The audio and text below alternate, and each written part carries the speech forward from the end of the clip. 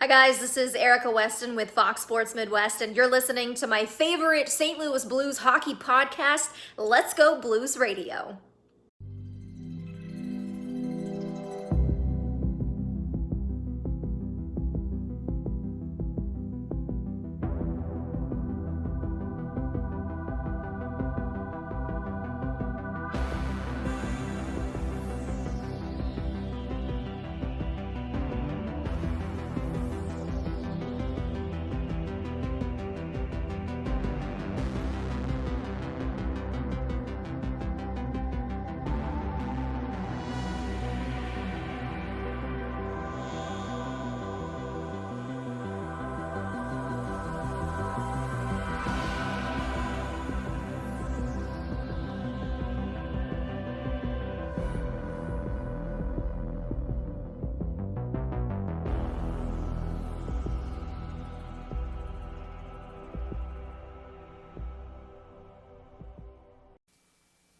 Welcome to Season 8, Episode 55 of Let's Go Blues Radio, the often imitated but never duplicated, the original St. Louis Blues hockey podcast.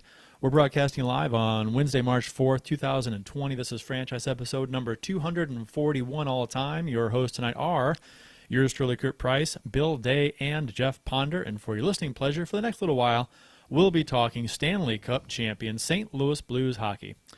And if you're not careful, you might just learn something, because Bill is here.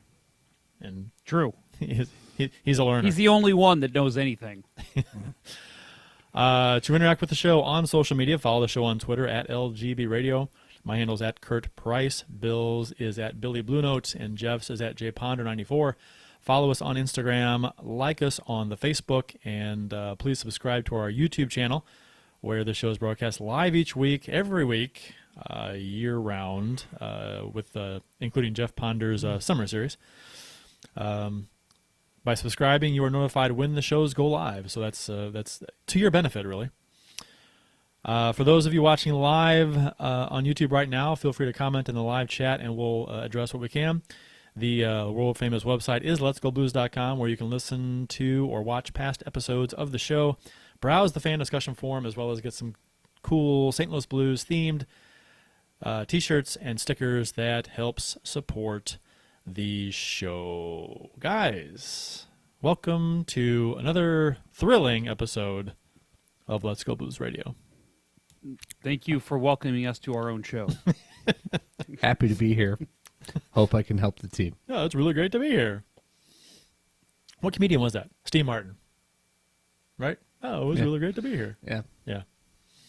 What's new in the lives of you Troy fellas? We don't really want to get into the details of Kurt's Yeah. last 36 hours. Yeah, so, It's been, just suffice to say, it's been shitty. It's not me personally, but my dog, yeah. Yeah, that's my Sick dog is I guess. yeah, he's not feeling good. So something's going on. Gotta figure it out. I had a sick child today, so I kind of feel your pain. That's never good. That's no fun. Yep. That's he's asleep, so hopefully he stays asleep for the whole show.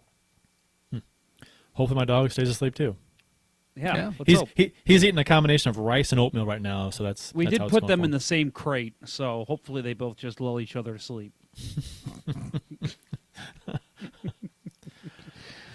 Yeah. On with the show. That's allowed in Missouri. That's legal in Missouri. That's true. That is true.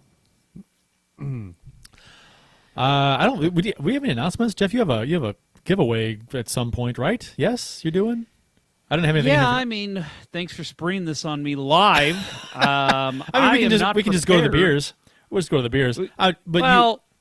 We'll announce it next week. Let's just say that. Okay. Jeff's Teaser working on something. Teaser. Jeff, see, that's my way of saying, yeah, I totally forgot about it. Well, I forgot to put it in the announcement, so I have nothing for the announcement. So we can move on to the official Let's beer. do that. Yeah. Official beers of episode number 241. 241. That's a hell of a lot of shows. That's a lot of shows. That's more than most. You see some blues podcasts pop up and they do 2 shows and they're done. What do you got, Bill? I have a retread because So do I like my beer like I like my NHL coaches. Nice. I see what you did there.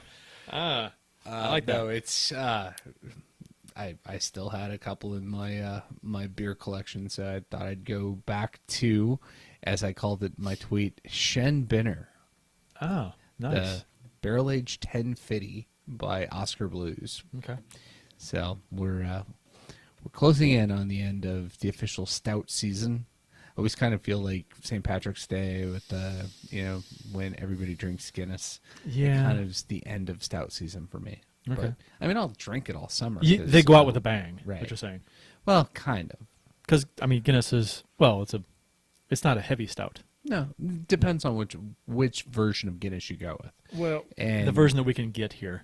Well, no, there are different McGurk's, versions. okay, I know. No, there are different versions you can get here. You can get the Guinness Extra Stout, Okay. which is great, and it's irreplaceable if you're making any kind of beef and Guinness concoction, which I do every year for St. Patty's Day. And then you have the Guinness Draft, which is just the dry stuff that you get when you go to McGurk's. What do you recommend for an Irish car bomb? Kind of Guinness. Avoid. If you're going to have an Irish car, you don't like them? No, if you're gonna have an Irish car bomb, you go with Guinness the draft. Okay, yeah, that's what I thought.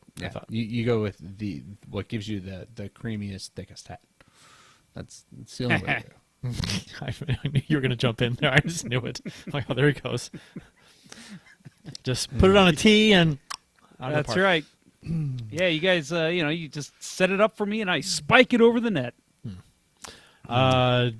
Jeff, what is your beer? Me? Yeah. Well, today I went with also a retread because I like my beers like how I like my NHL jokes. So, get it? Because I took Bill's joke. I appreciate that's about you. That's what you appreciates about me? So I went with one that I went with, I think it was 2 weeks ago, the Schnickel Fritz from Urban Chestnut. How do you spell that? Simply because, How do you spell I that? did spell it correctly. It's SCHNICKELFRITZ, smart guy. And what's it mean? I can tell you this. Schnickel Fritz is an affectionate term for a mischievous young boy. That's exactly what I was going to say. So, yeah, there you go. Look it up. I believe true. you. I believe you. I don't believe Jeff. Well, no, I mean, he just told you, and obviously I knew that too because I'm drinking it. Okay. Actually, I'm not going to read the bottle again because I said this last time, but apparently it pairs well with, is that turkey, I guess? It's got a Turkey? little picture. Yeah, poultry. I don't know. You tell Poultry. me. A chicken. Poultry. Yeah. It's poultry. That's squirrel. That's a Oh, squirrel. yeah. There It you pairs go. well with squirrel. squirrel. Moose and squirrel. Moose and squirrel? pairs well with moose and squirrel. Now here's something you'll really like. See, and the young kids listening to this, they probably don't know what the hell we're talking It's going to about. be lost on them. Nah, yeah, that's classic. Fractured Fairy Tales and Rocky and Bullwinkle, good stuff. Real quick, I want to give a little shout out here in the YouTube chat. We've got Lambini here. He says, "Hi guys, it's Lambini. Thanks again for picking my post for the giveaway. Has he received that yet, Kurt?" Oh, he has not received yet because it has not gone out yet. It is Okay. It is being mailed. I got his message in the forum. Got his mailing address and whatnot to send it out a couple days ago. So we'll get it sent out this week, tomorrow probably. So what you're telling me is you like to post giveaways but then not give the thing out. We are not that website.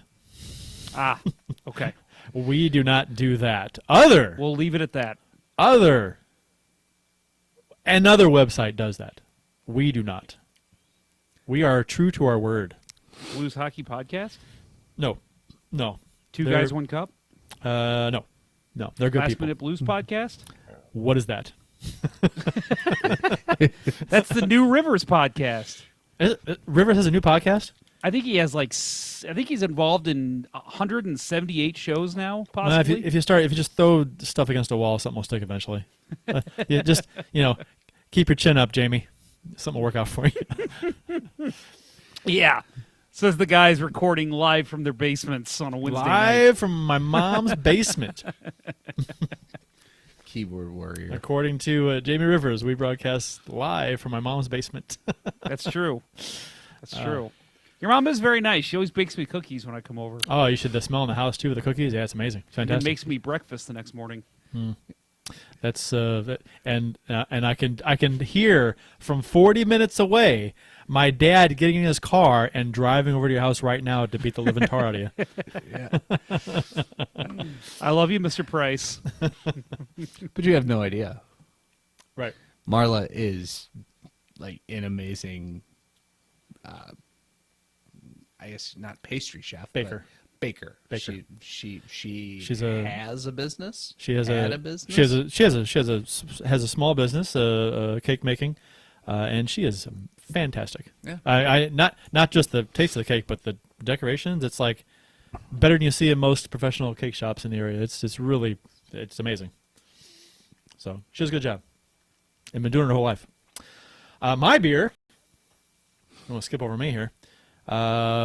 One I've had before, peanut butter porter. It's I think my last one that I have here. It's really good from Saugatuck Brewing Company. It is the can says smooth and creamy, and it is smooth and creamy. It's bold, smooth and creamy. It's quite good, and this would probably fall in the same line as stout season. Porters and stouts, darker, heavier stuff. Kurt's gearing up for his IPA season. There's no IPA season for me. Not a single. No. The best I go with IPAs is you want to try this IPA? I'll take a sip, and that's about it. It Yeah. never flies with me really. I do have one in the fridge still. Yeah. See, I don't know. That I found a couple that I like, but the stuff that's just like how many different kinds and how much quantity of hops can we put into a beer and see if people Double, triple hop, Yeah. quadruple hopped, that insane hops. yeah, usually a little too much for me. Yeah, too much hops, it sucks your face off. I don't like that. That's an image I've got in my head now. Today in Blues history, courtesy of the @STL Blues History Twitter account, March 4th, 2020 is today's date, so March 4th, 2004. Brent Johnson was traded to the Phoenix Coyotes by the St. Louis Blues for Mike Sillinger. Those of you old enough to remember this trade, Sillinger was a nice pickup for us for a little while. And we were his 18th team. Yeah, he was a Most goal traded scorer there. player ever, right? Yeah. He was a goal scorer for us for a while. I think it was between him and Brent Ashton were the two guys that had that title. Yeah. Yeah. Because Columbus was already picking up part of Sillinger's salary, having an NHL forward instead of an NHL goalie will cost the Blues only an additional $3,500 for that. That move would only cost them $3,500 net, I guess. So I will admit that Bill Laurie move. I loved that trade because I was not a fan of Brent Johnson when he was here. So You didn't like was the- happy with that. if you were in the media at the time, you may have noticed that he'd smoke after games. Oh, And yeah. he was one of those players. I guess not many players do that, but he was one of them. And I've heard him affectionately referred to as Smokestack there you a go. few times. After trading Brent Johnson, the only goalies in the system, the Blue system, guaranteed of being around the following season were Reinhard Davis and Curtis Sanford.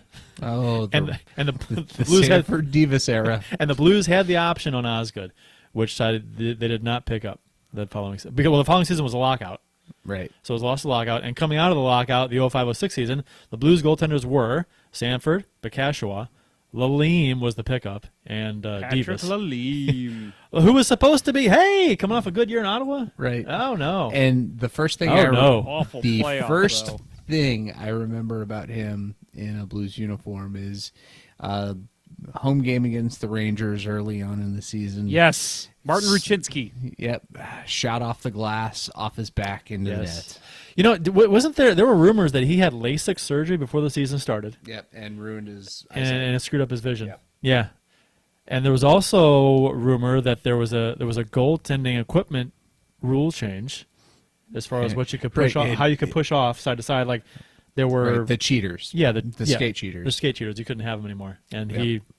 that hurt him as well. So Yeah. all kinds of things. The deck was stacked against him. Good pickup by the Blues.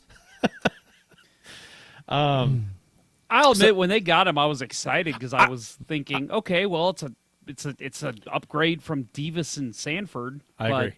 It really wasn't. No, I was excited too. But it's an upgrade. We got better, right? That was the thought, but we did not. Bacashua, Sanford, Bacashua, Lalim, and Divas that season all played. They combined for an 891 save percentage. I got that backwards in the notes. 891 save percentage and a 3.3 GAA. The best being Sanford, who had a 908 percentage and 266 GAA.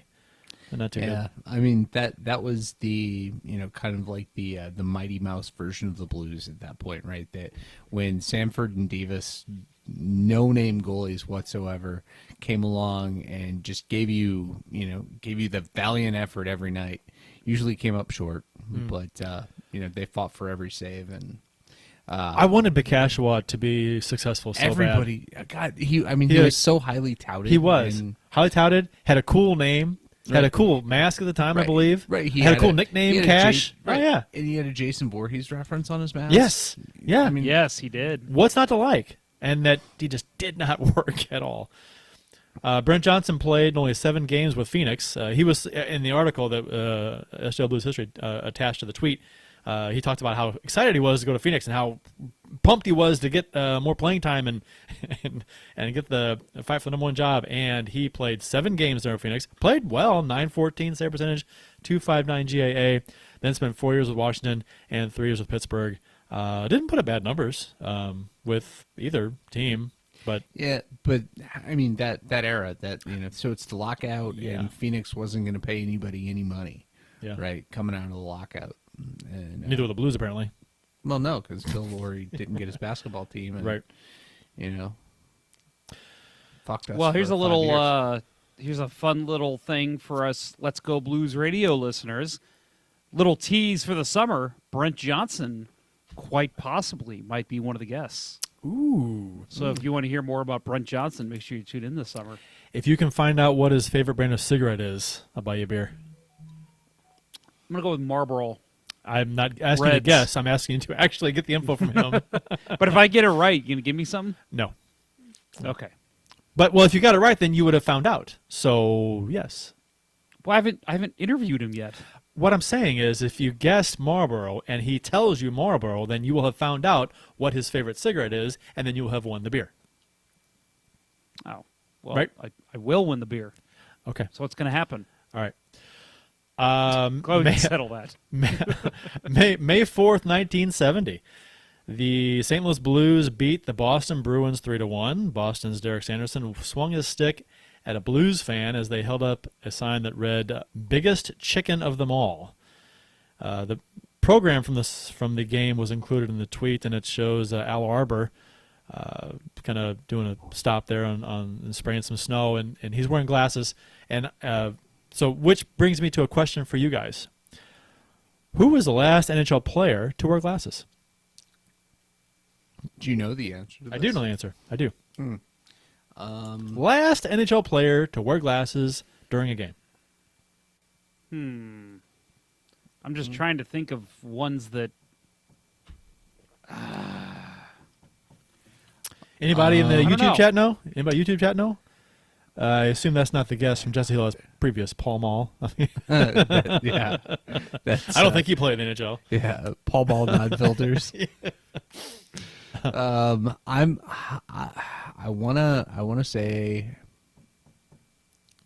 wanna say somebody on the Islanders went with Doug? glasses.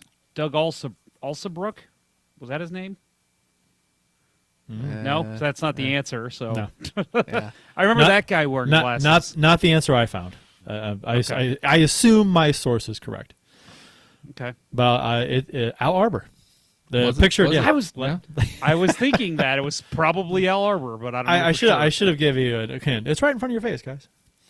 So what you're saying is when Dave Carlson made the NHL, Dave Carlson of the Hanson brothers, Yes. he didn't wear glasses. I don't know. but it was before 1970, or maybe it was before then. No, No? because Okay. he was I don't he believe was he a did member wear of the glasses. Blues in Okay. the 80s. Yeah, I don't. According to the source I found, if someone else has a better source, Jesse Hill guessed Bossy. Bossy didn't wear glasses, did he? No. No. Did he wear? He may have off the ice, but not during games. I don't think so. I'm just. I don't remember seeing pictures of him playing with the glasses. So I don't. Bowmeister now. Bowmeister, yeah, Yeah, he was sporting Pronger wears glasses. glasses. yeah. I'm sure they're all contact guys during play, though. Yeah. Oh yeah. Man, I back when I was a little kid, back when I was a kid, I played floor hockey, the foot hockey league on the indoor soccer field that we played. I wore glasses. Yeah. That sucked. That was See, awful. I can't imagine doing that. I haven't played so competitively since I've required glasses. Since I've required corrective lenses at all times. Do you don't wear contacts, do you? I do. Oh. I do, but whenever I played hockey, I went without. All Could this- explain Dental my- plan. could- Lisa needs glasses. Could explain my plus 350 GAA, but I don't know. Well, you're Well, no you Lan- play you you're no played in Lance the Scott. '60s. Bill played in the '60s, so that explains he it. did. He did. So did Lance. That's true. No, I was in the run and gun 80s. Running gun 8. Yeah, okay.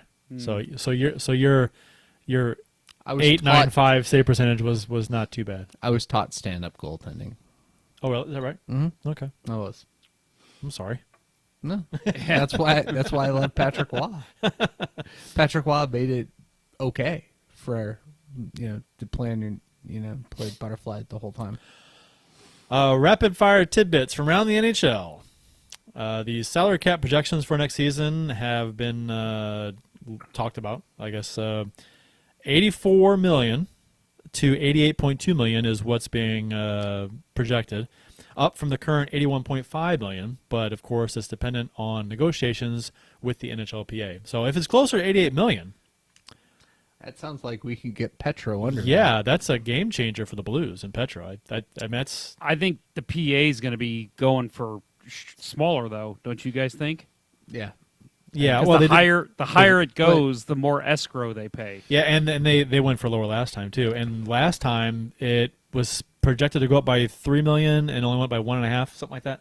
So it's probably not going to be 88, but it could but be even 84, that- 85. Right. Even that would probably be enough wiggle room Yeah. with the expiring contracts, the non-returning contracts. And this was a higher projection than what they were Right. thinking. So that's it's primarily because the new US TV deal kicks in. okay. And That's right. this is also assuming the Blues are going to spend to the cap. So I mean, so not get ahead of ourselves here. isn't that, we took that for granted. Yeah. That if it goes to 88, we're going to spend 88. There's no guarantee of that. Right. But not to get ahead of ourselves, but if the Blues were to somehow make it all the way through that miraculous feat and repeat this year, I think they would give Petro what he wants. Oh, if we repeat, Mm-hmm. yeah, I agree. They'd make it work. Right. You They're know, gonna you try have to, they're, right? They're going to try to keep the band together. And you know what though? I mean, Petro, he's going to demand even more. Mm-hmm. So that's going to be God, it's going to suck. Did Yeah, I don't know. I think. Oh, we got a question here from Jesse Hill. But first, Well, before we get to that, Yeah, we're going to I talk wanna about mention- Scandella a little bit later, so we can bring that up Yeah. then if you want. okay. Well, I want to mention. I'm going to butcher this. Sixas Rey do Gaming says, "Greetings from Portugal, my friends. Go Blues." Vancouver. How about yes? No, not Yes, Vancouver. Vancouver's in Portugal, right? Yeah, backwards. Portugal's a province of Canada? Portugal is in Vancouver. Yeah, that's right. Okay, I knew that. Portugal Square. It's a neighborhood in there. No, and yeah, we'll talk about Scandella, but he asked if we should re-sign Scandella. We'll talk about that. But Petro, man, even if it goes to 84 and a half, I think that can give them enough room to maybe make one move and still be able to get Petro. We'll see. It depends on how much he wants to come back. Yeah, like Bill said, it depends how far they go in the playoffs. If they miraculously repeat as Cup champs, ooh, he's going to ask for a lot, especially if he's a big player in the playoffs like he was last season. So you're saying we should hope the Blues get swept in 4? No, if the Blues, you know what? If you were to tell me that they're going to have to pay $12 million a season to keep Pietrangelo, but in exchange for a second cup, I'll say do it. 200 back-to-back cups it's a rare thing. So I'm thinking, so here you'll always have that. Yeah. I mean, even if we suck for the next 8 years. Here's where I think Doug Armstrong is cold-hearted enough to not fall into the Stan Bowman trap, let's call it. Yeah, I'm not saying they would. I'm saying me. So I'd say if we win again this year, I think they'll say, okay, Petro, we'll go up to 9.5 for you. We'll give you a Roman Yossi plus a little, but we're not going over 10. Because if you do, Yossi makes 9. Yeah.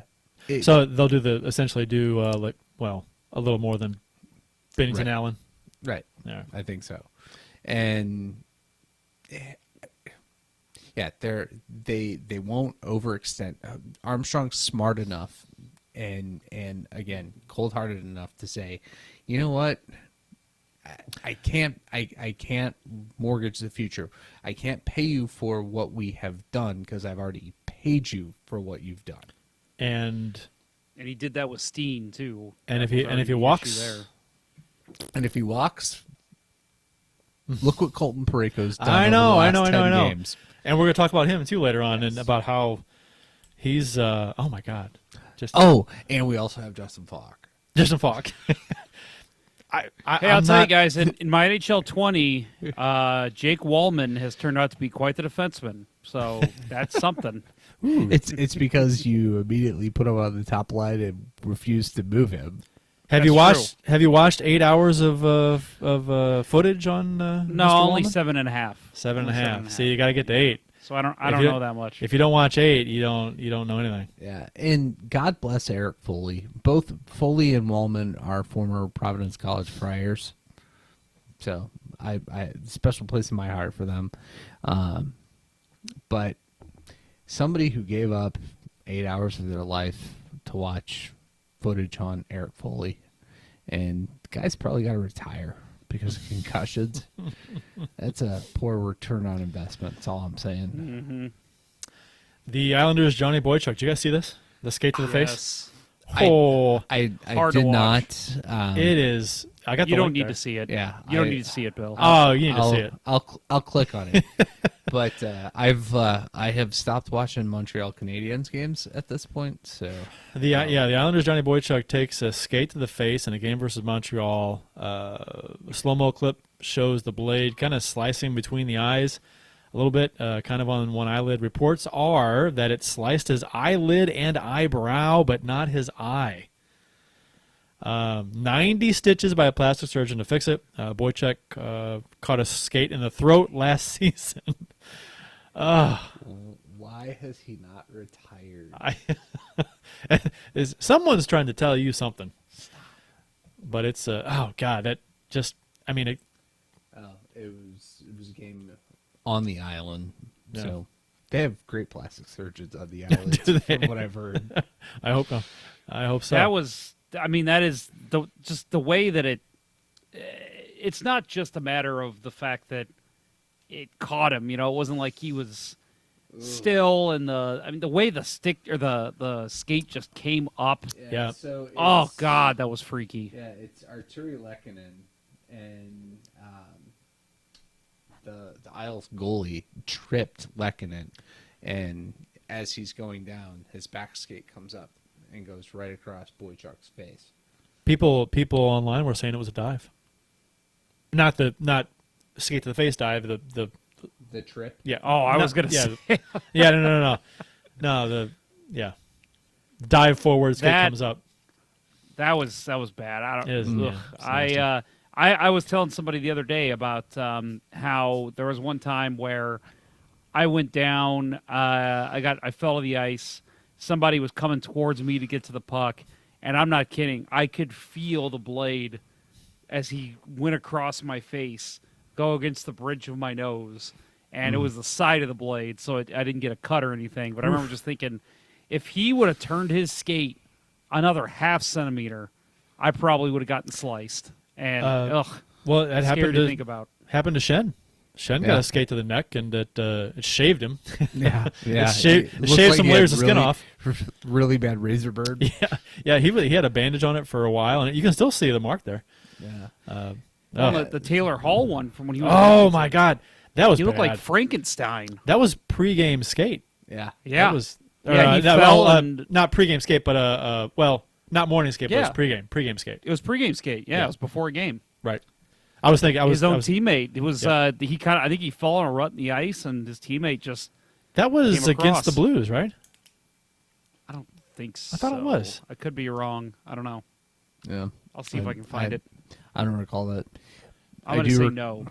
In high school, playing for not CBC but for Cahokia. The wrist. My the captain of our team, who is also the valedictorian and head quarterback for Cahokia's high school program. I do believe the term is starting quarterback. So, I'm not a football guy. You're thinking head cheerleader. Yeah. It Probably was was- against Columbus. I'm pretty sure he was dating her. Okay. He was just the Sure. you know, Oh, the starting quarterback the always guy. dates the head cheerleader. Right, That's the way it right. works. And he was just the guy, valedictorian, captain of the hockey team, captain of the football team, starting quarterback. And we were playing a game. We were playing Springfield. They drove down, and we're pretty sure they were all pretty fucking baked from the trip down. And he got tripped, fell by the blue line, and the guy, just a little bit slow reacting, jumped at the very last second and went right across his wrist. And yeah, it's his right hand, and fuck, scariest thing that I witnessed in in my playing days. And your cousin was the backup goalie, and yeah, his jersey was used to soak up the blood. Oh, that's terrible. Yeah, that I can't believe we continued that game. Quite honestly, God. That's surprising, actually. Next season, offsides will likely be it's up for a vote, but they're thinking it's gonna pass. Will likely be changed to include a vertical plane at the blue line and not require on ice contact with the skates or hands, I guess, for offside. Thank fucking God. I know. Yeah, my only question is, what the hell took so long? I know. The minute replay was implemented, this should have changed. I agree. I agree. The plane just makes a whole lot more sense, and you would think that linesmen would get fewer calls wrong with that plane. That'd be easier to call. Agree.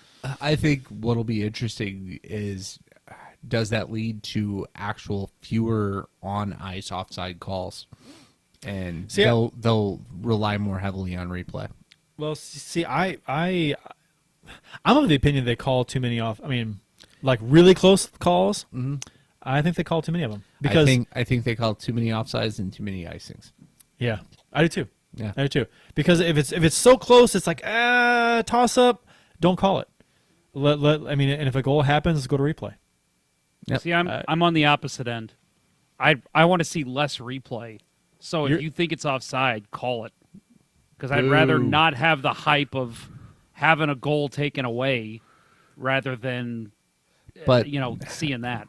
But this is but you run the risk of making bad calls that are onside that could have resulted in a goal. Well, let's take it a level higher. You're essentially taking a goal away. Let's take it a level higher. I think they should do away with replay personally. So I don't. I would agree with you 100% if they got rid of replay. I think think that they don't, the fact that we have plays getting taken away as goals, it pisses me off when I see, okay, that was probably offside. So everything that happens here in the offensive zone doesn't matter if there's a goal. Well, because you're going to get the play right. I think they should revamp. We've talked about how replay could be better, putting time limits on it, putting limit the number of replays officials can see, stuff like that. And if time you can't, limit, something like that. If you can't make a determination that changes the call on the ice after like 3 or 4 looks at it, then the call stands. Now, if that were the case, I'm 100% with you. Yeah. Less offsides then. Yes, I agree. Take a minute tops, replay it 3-4 times, whatever. And then if you still can't decide, then call in the out of stands. Yeah, but the whole breaking the plane thing, like that changing that, and the Ducks have taken the lead Sweet. over the Avalanche. For those that listen to this later, it's an important moment. It is, because this is essentially their game in hand right now. Right, they could come within a point of us. Yep. They have 2 games to play, 3 points down. So, what the hell is Zadorov doing there? Who's he covering? he was caught. Yeah, That was pretty bad. kind of. Yeah. Okay. Toronto's going to pay that guy $12 million. Yeah, and Jesse Hill in the chat said Toronto will pay Pietrangelo $12 million. Possibly. No, I think they'll give that money to Zadorov. It's like they gave 3.5 to Jeff Finger, and it was the wrong Oh, my guy. God. That was Brian Burke, right? No, it was John yeah. Ferguson. It was the move that finally got John Ferguson fired. Oh, Jeff Finger. NHL's new tracking puck will premiere on opening night of the playoffs. Officially premiere. Premiere because it's been used in plenty of games. Yeah, well, they said like not a ton, like 9-10 games, something like that. Yeah. But the pucks cost about $100 each, and they actually said that they're not going to try and retrieve the pucks from the crowd, but they will try and retrieve them if they can. If no one, like if they're like in the concourse or if they go down the whatever, they'll try and get them back on the ice. I read that. That's kind of funny. Good luck with that. Yeah, good luck with that. They've been using them in a handful of NHL games already.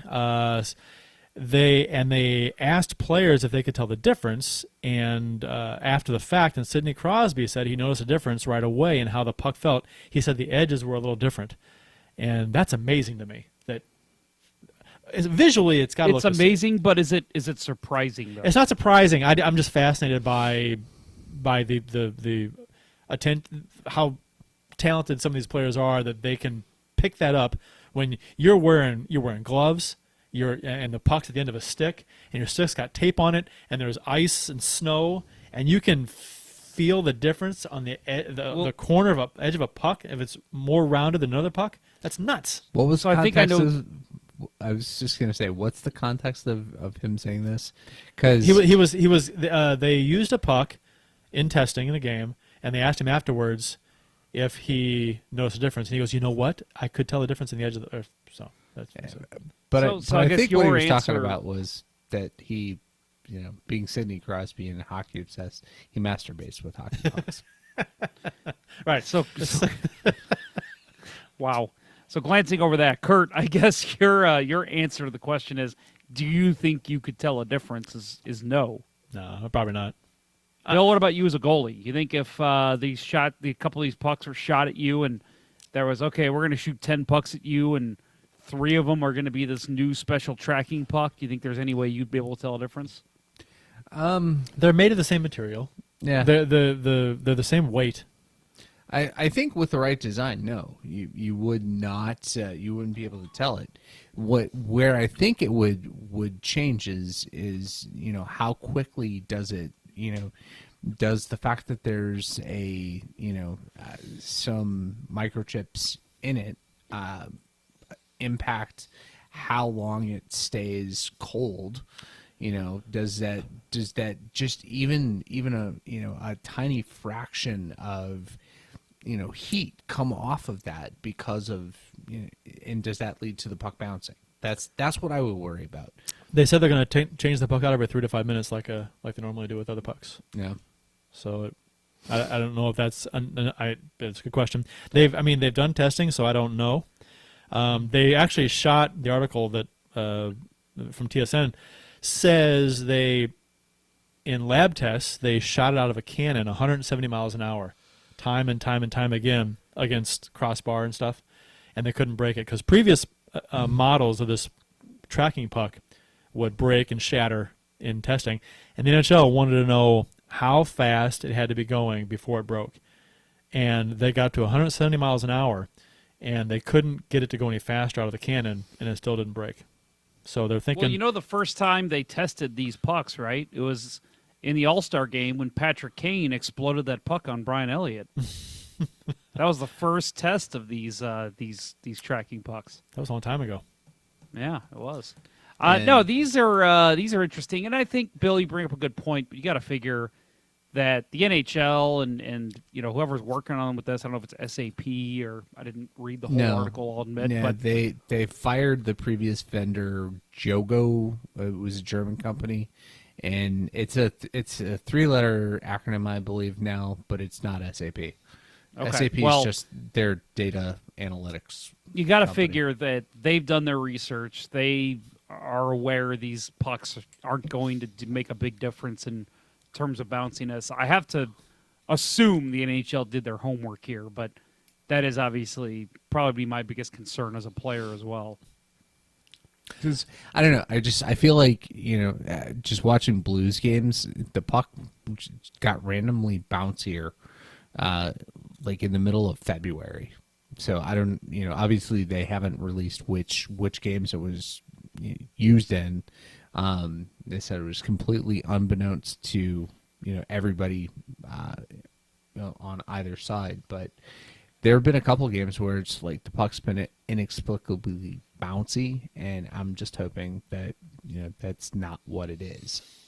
I think once they start using them league wide, People will adapt to it, right? or players will complain and say, "Hey, this is bouncing a little more than." I don't know. I'm gonna defer and say that they've tested this thing to death. They have. You have They to. have. I mean, you have to.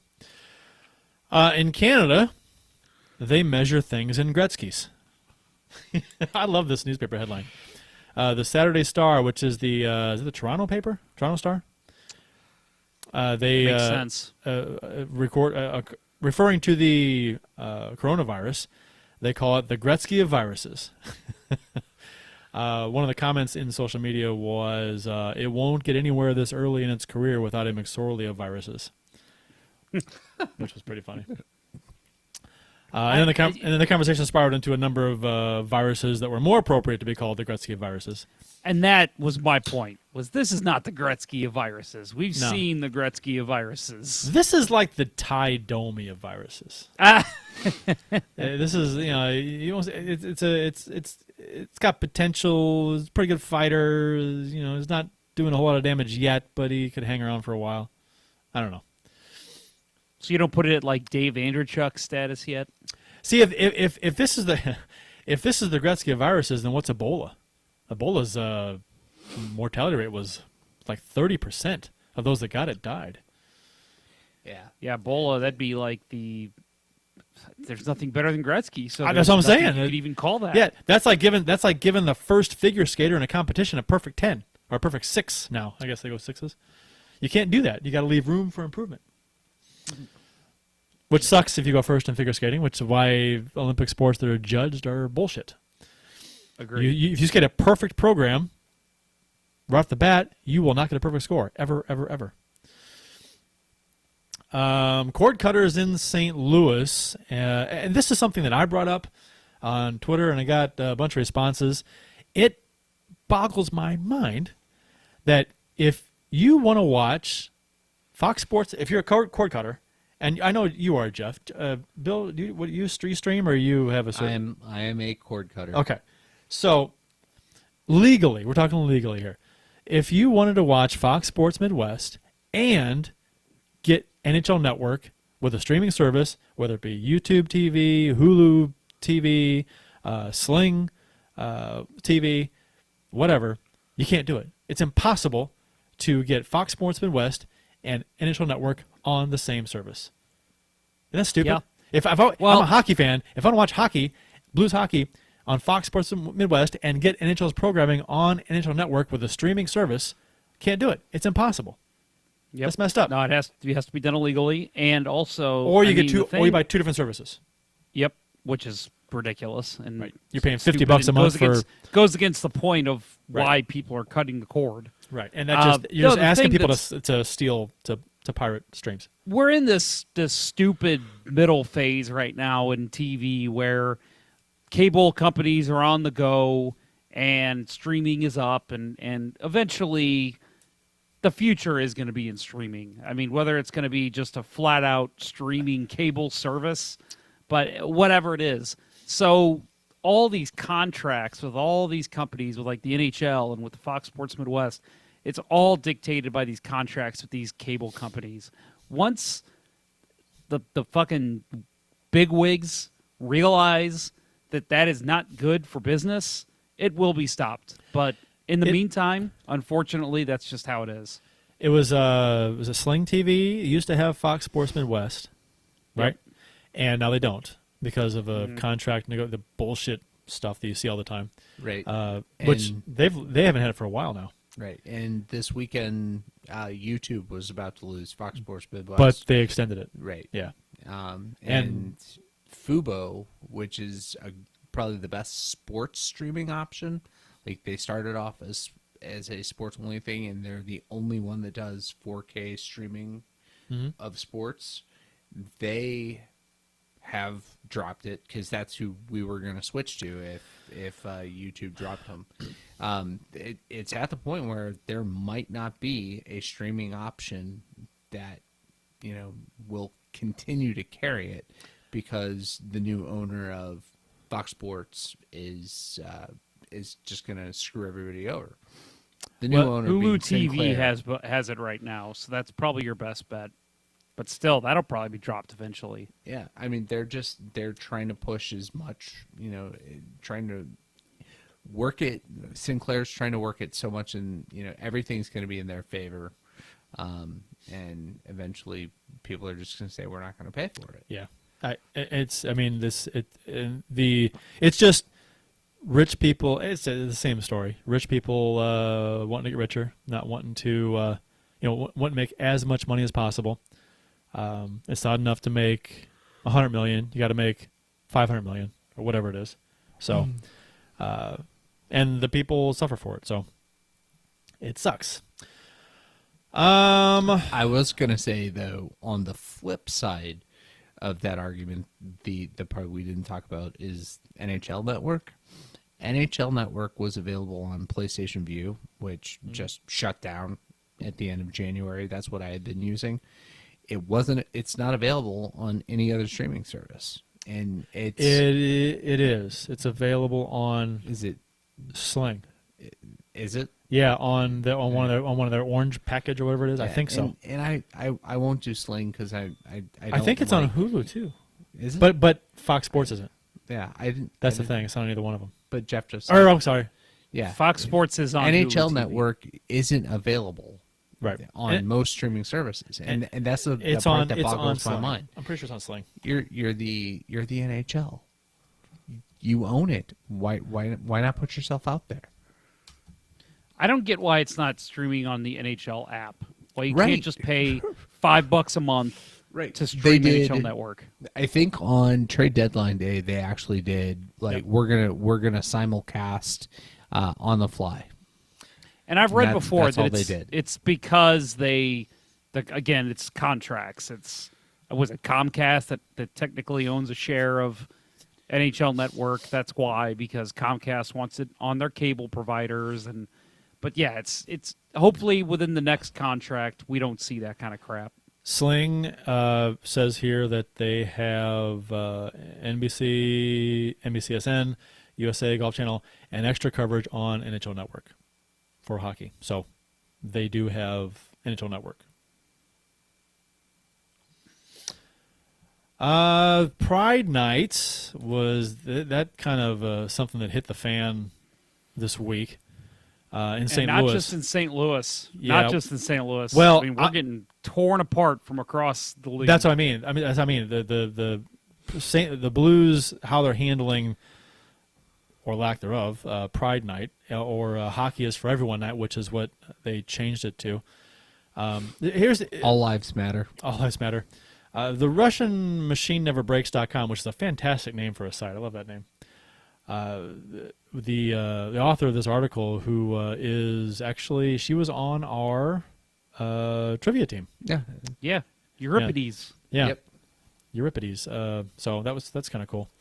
But So here's some background on the recent events on those that may not be fully informed on what's going on. So this drama started last season when the Blues scheduled and promoted and sold tickets to Pride Night, a themed ticket night they had done a couple times before. That was, or I guess the season before, maybe 1 or 2 times before. That was 2017 was the first year. one, right? Okay. Yeah. So it was pretty popular. Pride Night is a night that celebrates LGBT community, focuses on them, people of all walks of life, encourages tolerance, acceptance, and inclusion of people who might not slot in with social norms, like having a different sexual orientation than most people. So everyone's seen the rainbow flags. So last season, just days before Pride Night at Enterprise Center, and it was like a week or two before. I think it was really close, but really soon before the game, they changed Pride Night to Hockey is for Everyone. The Blues did. And they stripped away any all imagery associated with Pride Night from years before. Fans who attended the game told me they said that aside from the rainbow backpack that they gave away when you walked in, you wouldn't have known you were at a themed event.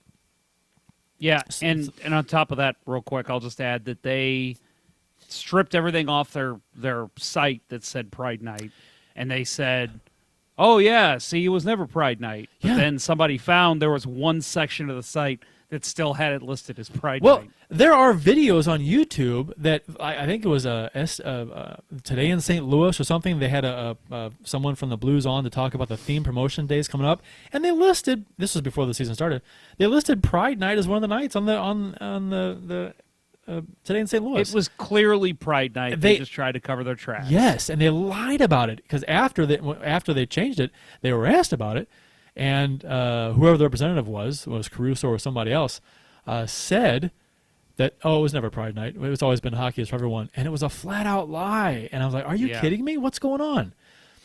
So Fake news. that irritated a lot of fans, So the fans got the backpack.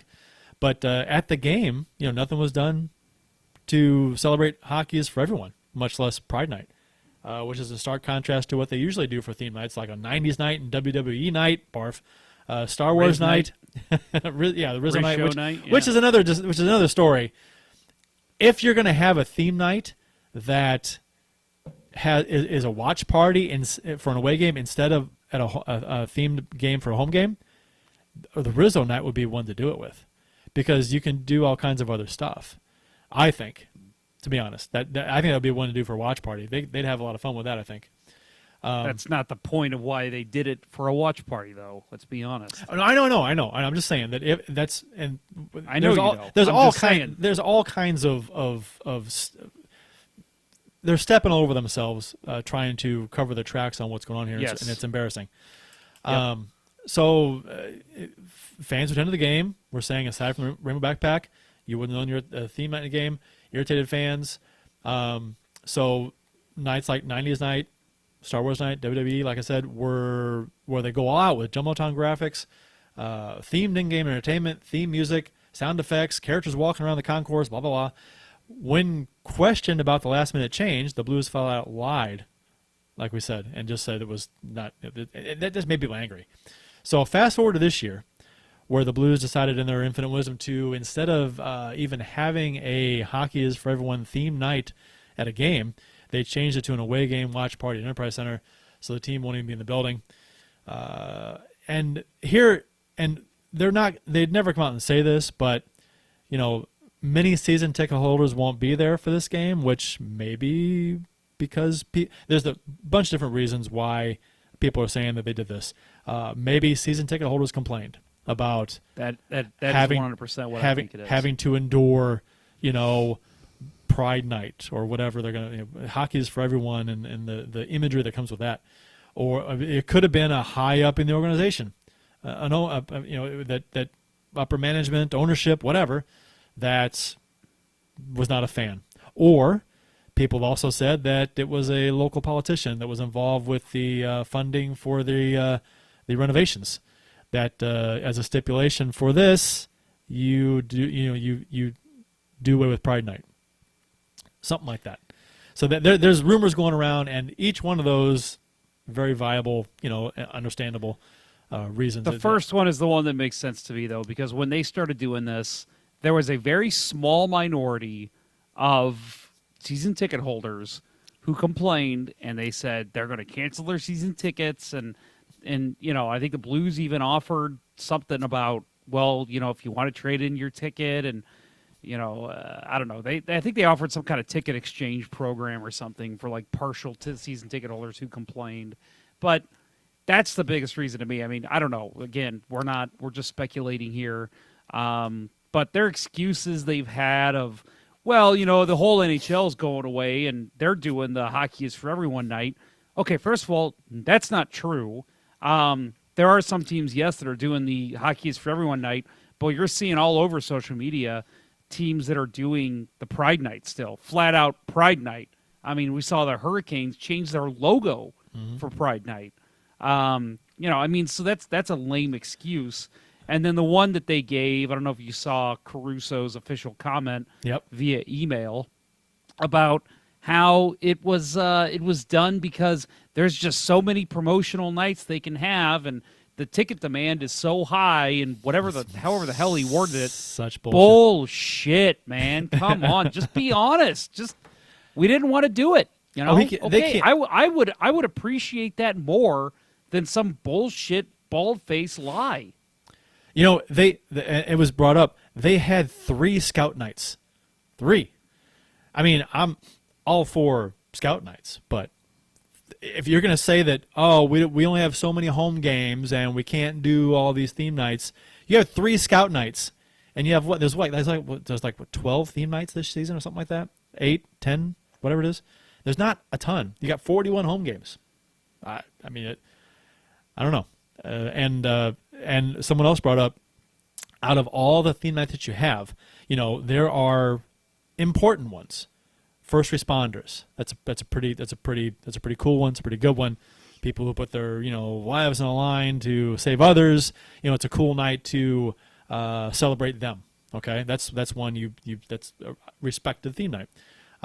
Cancer awareness night. That's a good one. That's a really good one. Pride night. In the same ballpark. It's the same kind of thing. You're celebrating people.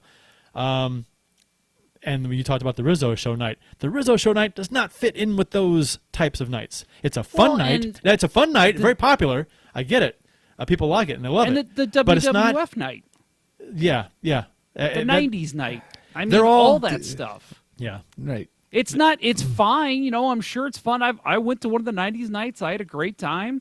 But if you're going to say that excuse that, there's only so many games. Well, I'm sorry. Pride night should be a little more important to you than the Riz show night or WWE night. Or 3 scout nights. 3. Yeah. I don't get it. Scout nights. And when you saw in the article where they asked, they wanted to, the Blues said that money was going to the contributors, the sponsors, or whatever, what's the word they use? Something about the corporate sponsor. The organizations. So the Blues were saying that the money will be benefiting organizations in the area or whatever, but they didn't name them, and so they were asked, "Can you name the organizations?" And Caruso goes, "Sure." He says all proceeds will benefit the participating organizations and our charitable trust, Blues for Kids. As for now, we have over 20 organizations signed up. So he didn't list any of them, and he said their charitable trust as well, Blues for Kids. So they asked him outright which organizations are going to benefit, and he wouldn't tell them. Isn't that weird? Very weird. For an organization that we love, and obviously we do this show because we love the St. Louis Blues. We love talking Blues hockey. We love bringing coverage to a city that we feel like always needs more Blues coverage. This is a real dagger for some of us. And when I saw this last year, I was really upset by it. This year, you're better off not doing anything at all. Like one of the articles I read was something about how they waited. This person waited all through February to say, okay, when are they going to announce something? When are they going to have a Pride night or even a Hockey is for Everyone night? And they kept waiting and kept waiting. Then we get this announcement, and it's a watch party. Yeah. So basically, anyone who goes to the games on the regular that's going to complain about Pride Night, Won't be there. they're not going to be there.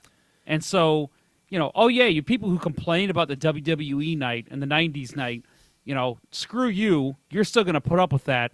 But anyone who complains about Pride Night, which is an actual real world problem right now, we're going to listen to the vocal minority, because that's what's important. And it was brought up too. Just bad. It was brought up too that the Stanley Cup champions should be a leader in this kind of a thing. They should be setting an example for the rest of the league. I mean, and going and taking the league's initiatives, what hockey is for everyone is, and rolling with it and doing it better than everybody else, as opposed to watering it down for an away game watch party where the building, I'd be shocked if it'd be half full, to be honest, because the team's not there. It's a watch party. It's cheap tickets. I get it. It'd be fine. And there's supposed to be a lot of events in the concourse. Still, it's not going to sell out. I want to go just to see what the attendance is like, but I don't want to go because I don't want to give them my money for that, because I don't want to endorse that. Yeah.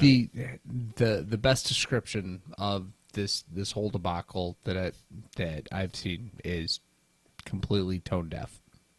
Yeah. Yes, Well, tone deaf, exactly. and coming on the heels, I mean, it's bad enough that this happened this year the way that it did, but on the heels of last year too. It's like it's almost like last year they kind of looked like a monkey fucking a football with this whole thing, and this year it was worse. They are a monkey fucking a football. They're the football. It's just, I mean, I don't know. It's like they went down a path last year, and then this year they just kept on going, and they just made it worse. So it sucks. It's stupid. And is anyone else surprised to still see it being advertised? Like the backlash they've gotten across the league from their fans and it's everyone. league-wide. And yet on prepaid TV last night they still had the promotion up, and I thought, oh God, don't even promote that right now. Good Lord. Jillian, who Jillian Fisher. was on the show, Friend of the show, Jillian Fisher. She was very outspoken about it.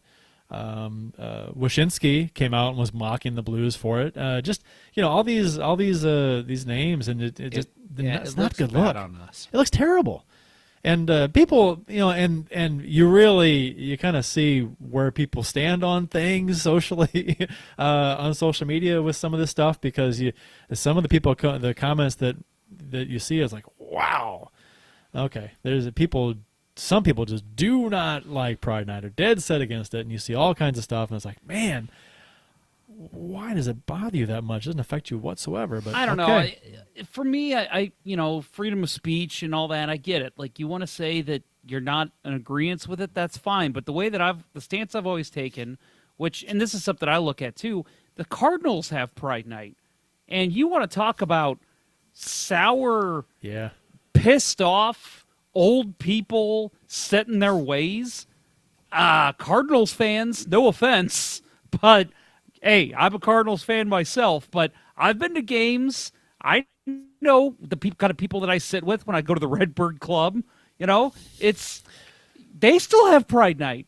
So if you want to say, if that's at all what you're referencing, that, oh, well, we've got these people that don't like it, how come the Cardinals can still get away with it? Because the way that it should be is, and I hate to say this because I know the Blues are trying to, quote-unquote, include everyone, but the way that I see it is they need to tell those people who are unhappy with it, if you don't like it, just don't come. Yeah. You don't have to be there. Right. Just ignore it, and we'll make sure Fox Sports doesn't publicize it on TV for when you're watching. Like, we'll make sure it's just an in-arena thing. Let people enjoy things. Right. I don't. It's just because you disagree with it personally, and this could be said about a lot of topics nowadays, where people can overreact about some stuff. But this in particular, this is an event that has nothing but a positive message.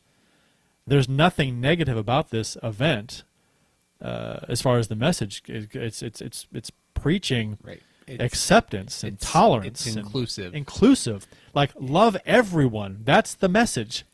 And But there's a lot of some guy on Twitter replied to me and said, and he pulled this line out, which is hilarious. He goes, "How am I supposed to explain to my son when I take him to a game and he sees two guys kissing?"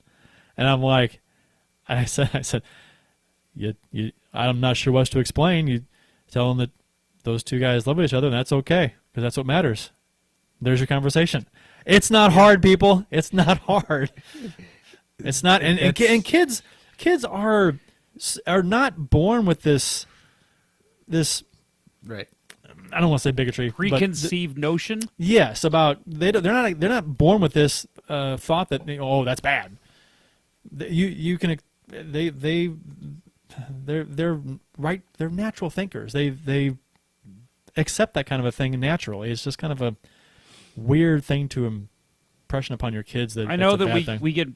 we get people that get mad at us when we get a little political on this show, but I mean this is something I think all three of us feel pretty passionately about. And my wife and son and I, he was 6, and we took him to Pride Fest, and he had a great time. We danced around and just had the time of our lives. I mean, to me, It's this is fun. the way of the future, and this is how. I mean, you look back at all the negativity that went against. I mean, I hate to compare it to slavery because that's just not fair. But there's people that oppose slavery, obviously, and you know what? Over time, black people were able to join our society and become equals, just like the rest of us. And I think eventually that's going to be the case for everybody in the LGBT. I always say it wrong. LGBTQ community. And it's just you're going to have these stragglers who are still holding on to the past, but whatever. I mean, I don't want to completely poo-poo on people's beliefs, but for me, it's just the NHL and all the partners, the MLB, the NFL. So many organizations are realizing this is what they need to do to include everyone in their fan base. And for when I see my team, the team I love the most, pull something like this, it really hurts. There are people, far too many people, when they think of Pride Night or LGBTQ community, they instantly think of sex. There were comments about, well, what am I telling my kids in the concourse and see people making out? And I'm like, how often do you see people making out that doesn't happen. That's the big orgy going on in the concourse. There's not going to be a glory hole booth on the concourse. Oh man, I wish there was. You know what I mean? That's not a thing. You're gonna what? That's the funniest thing I've heard on this show in years. You're gonna see people walking around, some with face paint and colorful costumes and attires and things to like a party atmosphere kind Still of a thing. a dress code. Yeah, And a code of conduct. You're not gonna have people grinding on people off on the side, or it's not gonna happen. It doesn't. It's not gonna happen at the game. Kurt, please keep explaining things that won't happen. This is not the World Naked Bike Ride, which I have been to a couple times, and it's pretty fun. This is not the World Naked Bike Ride. There are going to be naked people walking around in Congress. That's not a thing. So people are, it's interesting to me how people react to certain things, and it's comical quite often. Yeah. Anyway, It's interesting to me that our rapid fire news it is long. segment gets long-winded. Well, this wasn't rapid fire anymore. This wasn't part of rapid Did we fire. transition out of that? Yeah, this This is is Blues Blues News. Talk. Maybe if you actually paid I thought attention, Bill. My iPad died. I don't have the. You got a cord? You don't have a backup? You don't have a backup do you have a iPad? cord? I don't have a cord. Do you have a cord? I don't. What kind of a hoser are you? Yeah. Wait, do you- bad host. Is this kind of takes? Huh? Yeah. There you go. Use that one. No. I have a newer iPad. Oh, than so you. this you don't have a 10-year-old iPad? I gave that to my parents. That's adorable. So anyway, that's we can move along now. I We think bitched talked about that enough. I think Yeah. we So can move on we've to said our talking about piece. some So some We've said our positive piece and stuff. counted to 3. Before we move along, I said my piece. God damn it! She counted to 3. Before we move on, nomination for YouTube comment of the night from Okay. Cat Church. extra backside pressure on Scout Night. Yeah, I saw that. Yeah. That was good. Jimmy Anderson says, no glory hole? Now, you might find a Glory Hole booth on... Oh, I can't say that. No, No, I won't say it. don't. I'll tell you later. Oh, I almost said it, can't too. even- I can't almost said even it. think of what it would be. Oh, man. It would have been funny, but very inappropriate. Send us a message. I need to see this. All right. Well, when I'm not talking, I'll send it later. All right. So yeah. Well, then let me jump in right now. Then. So we're gonna get into obviously the Rangers game, but the Blues also played the Islanders and the Stars, both overtime and shootout wins. Just as a whole, anything from those games that you guys want to talk about? Well, let me just answer my own question. Jake Allen starting Saturday. That was something that kind of blew me by surprise. I'm not saying it was a bad move because obviously it worked out, but I was surprised to see Jake Allen in against the Stars on a Saturday night at home.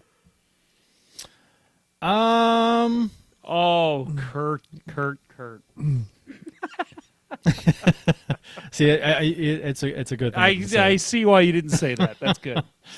Very rarely will I bite my tongue in this show, and that was I have found the line where I will not cross. I mean, you know what? I have turned the corner a little bit with Allen, as far as him getting more starts and some at home. I'm my confidence. So you don't have a problem with it? No, mainly because Binnington's been starting a lot of games, and I have no problem with giving Allen. I mean, yeah, it's against Dallas. I mean, I get it, but when did he start his last game? And the games around Allen? that one. Yeah, before that one. Was it? Did he play against Minnesota? Let's see. He played against Dallas? So the 4-3, the shootout win. Yeah, okay, in Dallas. Either way, I can't remember. We'll look it up. We'll look it up. Yeah, I'll but look I it mean, up. But either way, it's not like play against Minnesota. It's not like It's just Binnington. for me. It was just that. Again, we talked about this before. It's a marquee game against a division rival. Points are on the line. You put your starting goalie in, and again, I wasn't mad. It wasn't like I was like, oh God, Jake Allen, come on. It was just that's a game where I think you typically are, no matter what, going to see who you're going to start in the playoffs. I mean, yeah. So when I saw Allen in the crease, that just kind of surprised me. It surprised me a little bit, but I wasn't upset about it. I did question. I wonder why Binnington isn't starting. It's against Dallas. It's a big game. I mean, you could have started him against the Islanders, which would have made more sense, or the Rangers, which would have made more sense. Especially the Rangers. You're in New York. It's an away game. But it all worked out the way it did, so it was fine. But no, I get what you're saying. I mean, we've had this conversation before about your number one should be starting against, barring back-to-backs and stuff like that. Your number one should be starting against your division rivals, especially one that you're fighting for a position for. So, the last game that Jake Allen played was the first game of the back-to-back with Nashville, the one that was in St. Louis. So he had played a lot. So Binnington had. He had played. So Allen started the Saturday, and Binnington went the Sunday. So 1, 2, 3, 4, 5, 7 6, starts. 7 starts in a row. See, I mean, yeah. But really, you could have went with him against the Islanders. I would have gone. That's what could've- I was going to say. I'll go ahead, Bill. I was just going to say, I think it's all about schedule management and giving Binnington, like timed breaks. They have a schedule that they're going to stick to, unless one of them really starts shitting the bed. Which this is the first year that we've gotten into March and haven't had some tirade about how shitty Jake Allen's been, right? So he's playing well. Let him get in there. And then, God forbid, Binnington gets injured. We get into the second round against Dallas, and we have to go with Jake Allen. He hasn't seen him all year. I don't have a problem with it. I was a bit surprised, but, at this point, I'm okay with it. Yeah. I Okay. mean, you've got. I was just going to say, my point is I would have gone Binnington Saturday, and then you could have even gone with Tuesday and Friday Rangers and Devils and gone with Allen. That was my point. But I mean, again, we're splitting hairs here. The Blues are on a winning streak. It's hard to nitpick what they're doing wrong.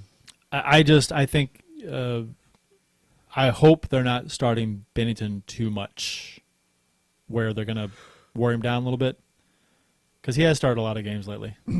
And I think this was, that realization. Shit, he's just rattled off 7 in a row. We I know. need to get Allen some time. I know, but of all games to. But you know what I mean? At one point though, the shutout streak, you're not gonna you're gonna let Binnington keep going. Right, but that was, I mean, he played against Dallas and he lost a shutout streak, and then he played against Minnesota, and then Chicago. I mean, you could have put Allen against Chicago. Granted, that was a great game though. That was a fun game. Wait a minute. Jake Allen played against the Stars the last time. So he played against them on Saturday, and then he also played against them on the 21st when the Blues won 5-1 in Dallas. Okay. He played that game too. That's right. Okay. So Well, Binnington started, let's see, 3, 4, 5, 6, 7, 6 of 7 starts there. So I think it's still relevant to say. Yeah, well, and Binnington he had had a lot of he had a starts. good start against Dallas. Yeah, right. Yeah. And the thing is, there's no goalie controversy. No, not even with Allen playing better than Right. we expected him to play. Right. No, Dallas probably has the best 1A, 1B over the course of the entire season, and Colorado has just tied it. That's,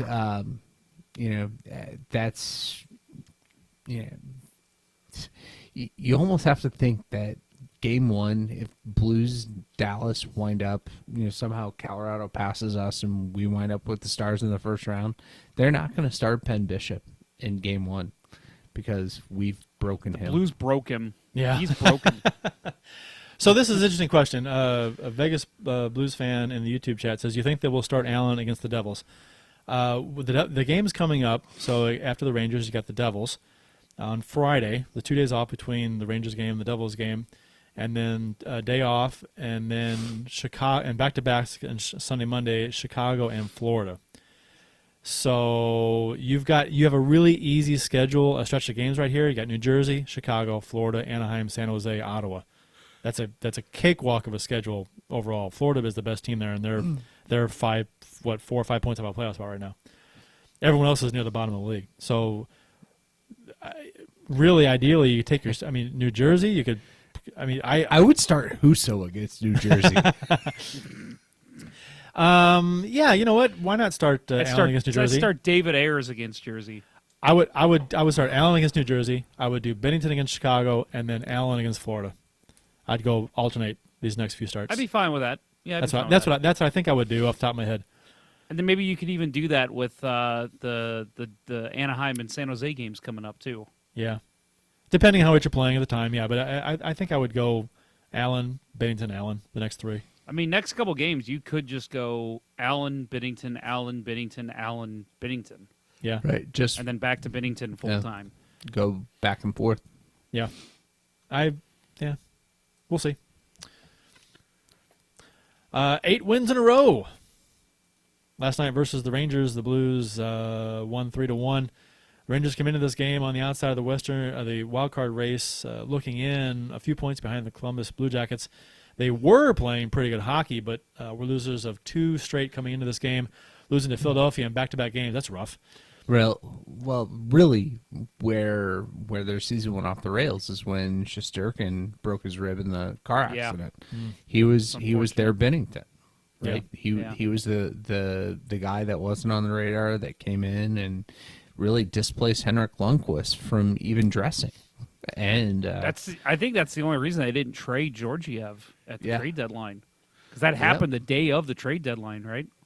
I mean, there was Car speculation. There was speculation that they were going to go with Georgiev and Shesterkin down the stretch anyway.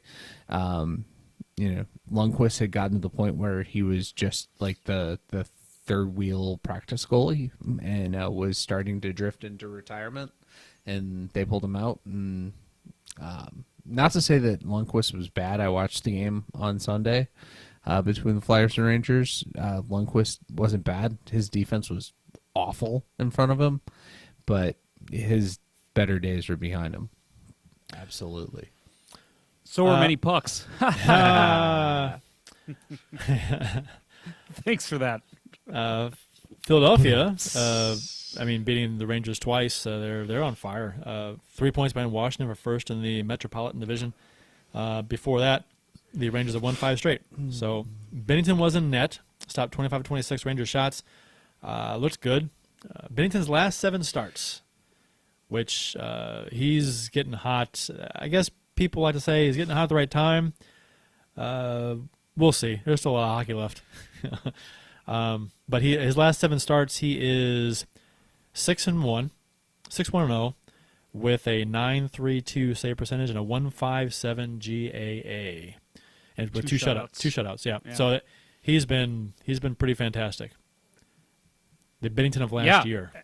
I thought he looked great. For all the talk of him struggling and coming back down to earth, as people were saying. He's picking it up at the right time again. I mean, I think we all kind of said it on this show because I think we're all kind of believers in Binnington that every goalie is going to go through a bad stretch. And, we're not saying he's not going to do it again before the season's over, but he's a guy to me that proved last year he's a big game guy. And the Blues all they had was big games down the stretch last year. And so he was standing on his head. The Blues have not needed to play in a big game for a while. After the All-Star break, they sputtered, but they had, a 10-point lead on Dallas and Colorado? I mean, it's hard to say. It's just, you play an 82-game season. It's hard for these guys to get up for every single game. And when that lead started to slip, I think a lot of the guys kind of woke up and said, shit, guys, we lost our cushion. Let's push back. And I think Binnington was one of those guys. Well, and also, too, that teams have to maintain a certain style of play. They can't get too high. They can't exert themselves too much too often during the regular season because they'll get burned out and worn out for the playoffs. I was watching have you seen did you watch the NBCSN, the Russian 5? Did you hear about that? Did you watch it? It was on last night. I'm not sure if it was the first time it was on or what. No. But I caught it halfway through last night, and it was interesting. Because it was, I think it was Larionov who said, or maybe it was Fedorov, who said that we learned that after losing to Colorado in the playoffs, the Chris Draper Look at My Faith. called them you Look at My Faith game.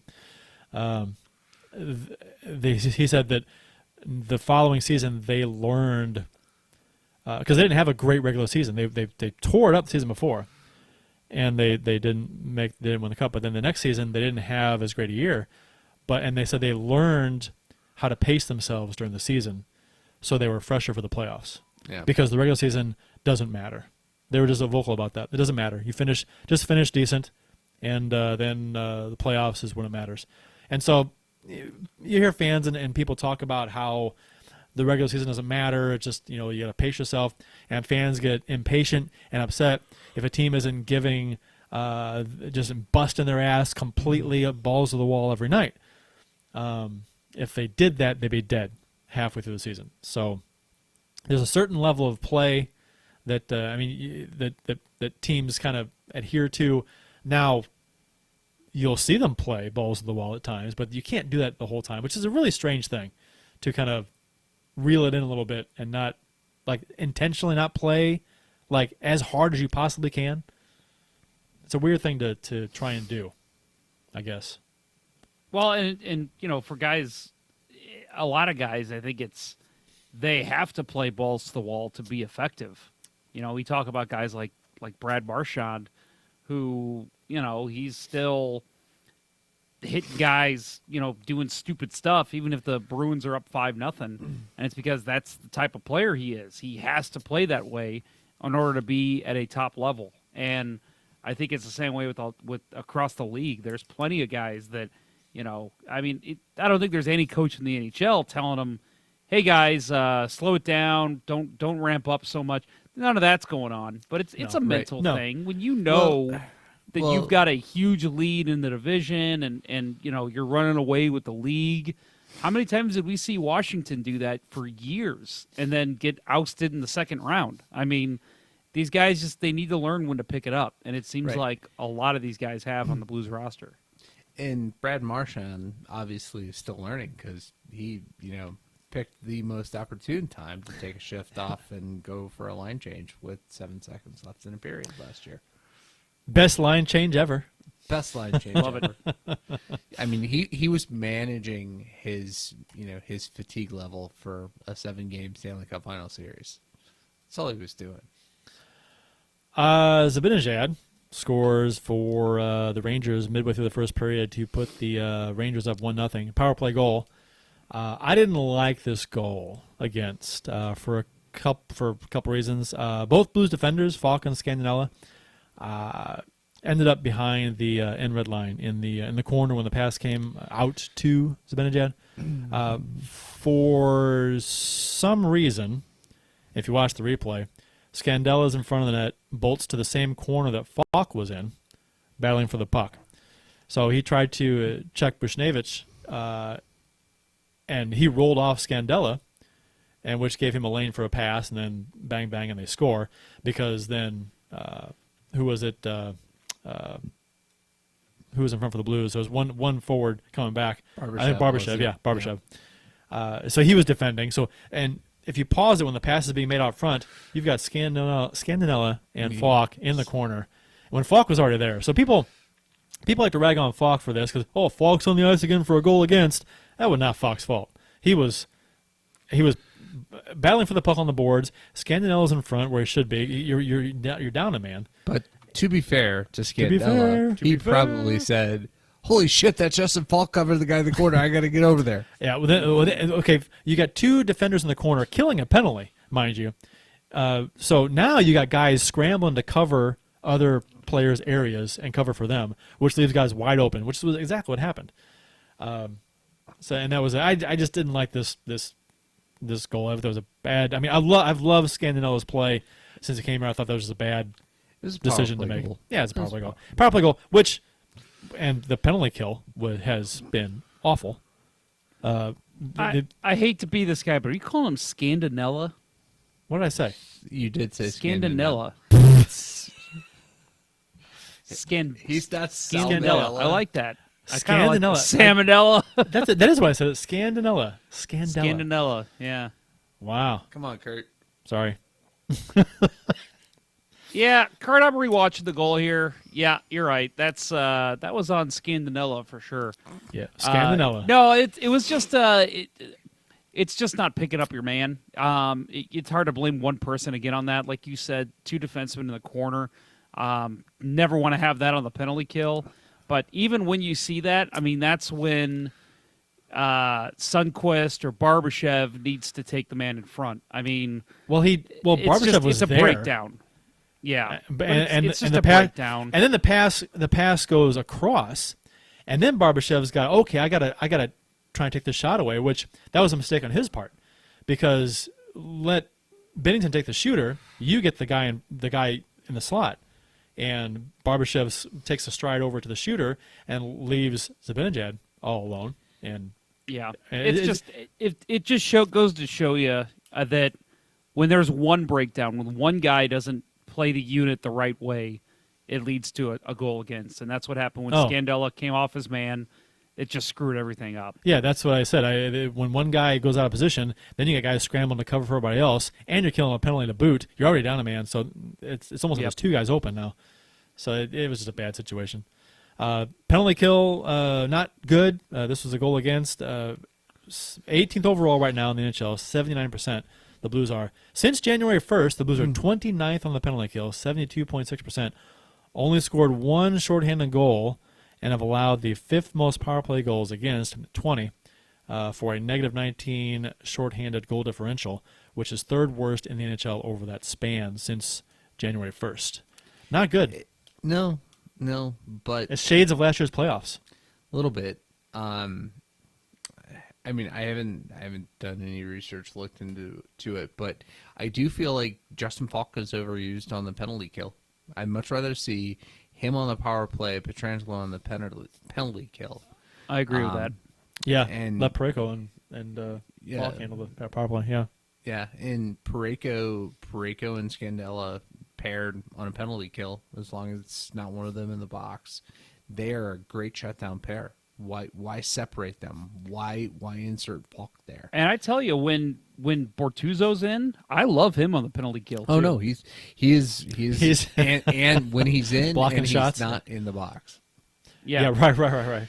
So, no, just on the broader picture, defenseman usage on the Blues, we're going to talk about Parayko here in a minute, and Parayko's figured out that when he shoots, he's effective. Pietrangelo's really regressed here. Last year, when we were successful in the playoffs, it was because Pietrangelo was pushing the play and shooting the puck, getting the puck off his stick quicker. He's back to his goddamn, I'm going to take 5 seconds and let the lane shut down on me. Stick handle it at the blue line every goddamn time he gets the puck, and I'm getting sick of watching it again. And I mean, is it just me?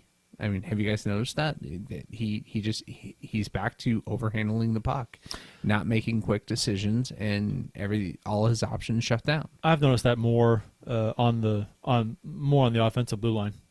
Right. I think. Yeah, I agree. Right. Lately, yeah, I agree. I think that's a great skill in the defensive zone. You're patient with the puck, but when you're in the offensive zone, you've got to push the play.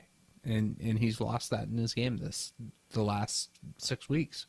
Parayko scored his 9th of the season unassisted, 2:35 into the second period on the power play. Kind of a busted play as a pass to the slot from the right side didn't connect. Squirted to Zibanejad in the slot, who whiffed on his sweeping clearing attempt. It was a hell of a pass by Zibanejad. It was. Slid right to Parayko on the left side, who put a wrister 5-hole through Georgiev. Georgiev. Jesus. Yeah. It's a good thing. I'd like to hear Ken Wilson call some of these names. Because you had a hard time being consistent with some of the Blues names. Who was sliding across. So that was and Parayko, stuff's going in for him now. That's he's kind of figured it out. He's just firing the puck. Figured it out. That's what he needs to do. Figured it out. We've been saying that with him. I mean, back when his stick was breaking all the time, it was obnoxious, but he stopped using the same stick that he used in practice the morning before, and now he's just pelting shots at the net, and that's exactly what he needs to do with that big shot of his. And it's an accurate shot too. I mean, I remember a name, Curtis Foster. I don't know if you guys remember him. He had a ridiculously... Unfortunately, I will never forget Curtis Foster because of his broken femur. Oh. Well, yeah. He had a ridiculously hard shot, but he wasn't that accurate. And you look at... I mean, he was, but he wasn't Colton Parayko accurate. I feel like Parayko winds up, and doesn't matter how hard he shoots it, it's almost always on net, and I love that about him. Just keep firing the net, Colton. Shen scored the go-ahead goal midway through the third. A bit of a lucky goal as he came out from behind the net and tried to sweep a pass across the crease to O'Reilly, who was cutting to the net, but went off the Rangers goalie's skate and into the net. So Shen got his 25th. And apparently the Blues now lead the league in wraparound goals, according to Darren Pang, which I did not know that stat was kept. Yeah, I guess that's a wraparound goal, right? I mean, he came out from behind the net and swept it across. Not really your traditional wraparound. I would consider it a wraparound. It's kind of a wide wraparound. Kind of a skate around and shoot. Does that count? No, because a wraparound's like a reach around and stuff in, right? Yeah, that wasn't a stuff in. Well, I don't know. What do you think, Jeff? You're the expert on reach arounds. Yeah, reach arounds and stuff ins. I was going to leave that one alone, too. That one's all on Bill. Grow up, man. Jesus. Shen has scored now in 5 straight games. And then Schwartz puts a nail in the coffin with an empty netter from O'Reilly. Blues win 3-1. So a couple of fortunate bounces fell the Blues' way in both of their goals, but I don't care. like the win. Yeah. It's Hey, when you're good, you're lucky. yeah. They're everything is trending well for them right now. The couple of years ago, I think we would have really been afraid of going into New Jersey for the next game for a trap game. Yeah, now not at all. Not so much. I mean, a friend of mine that I talked about the game with last night's game with was almost complaining, that the Blues played really poorly and didn't deserve to win the game.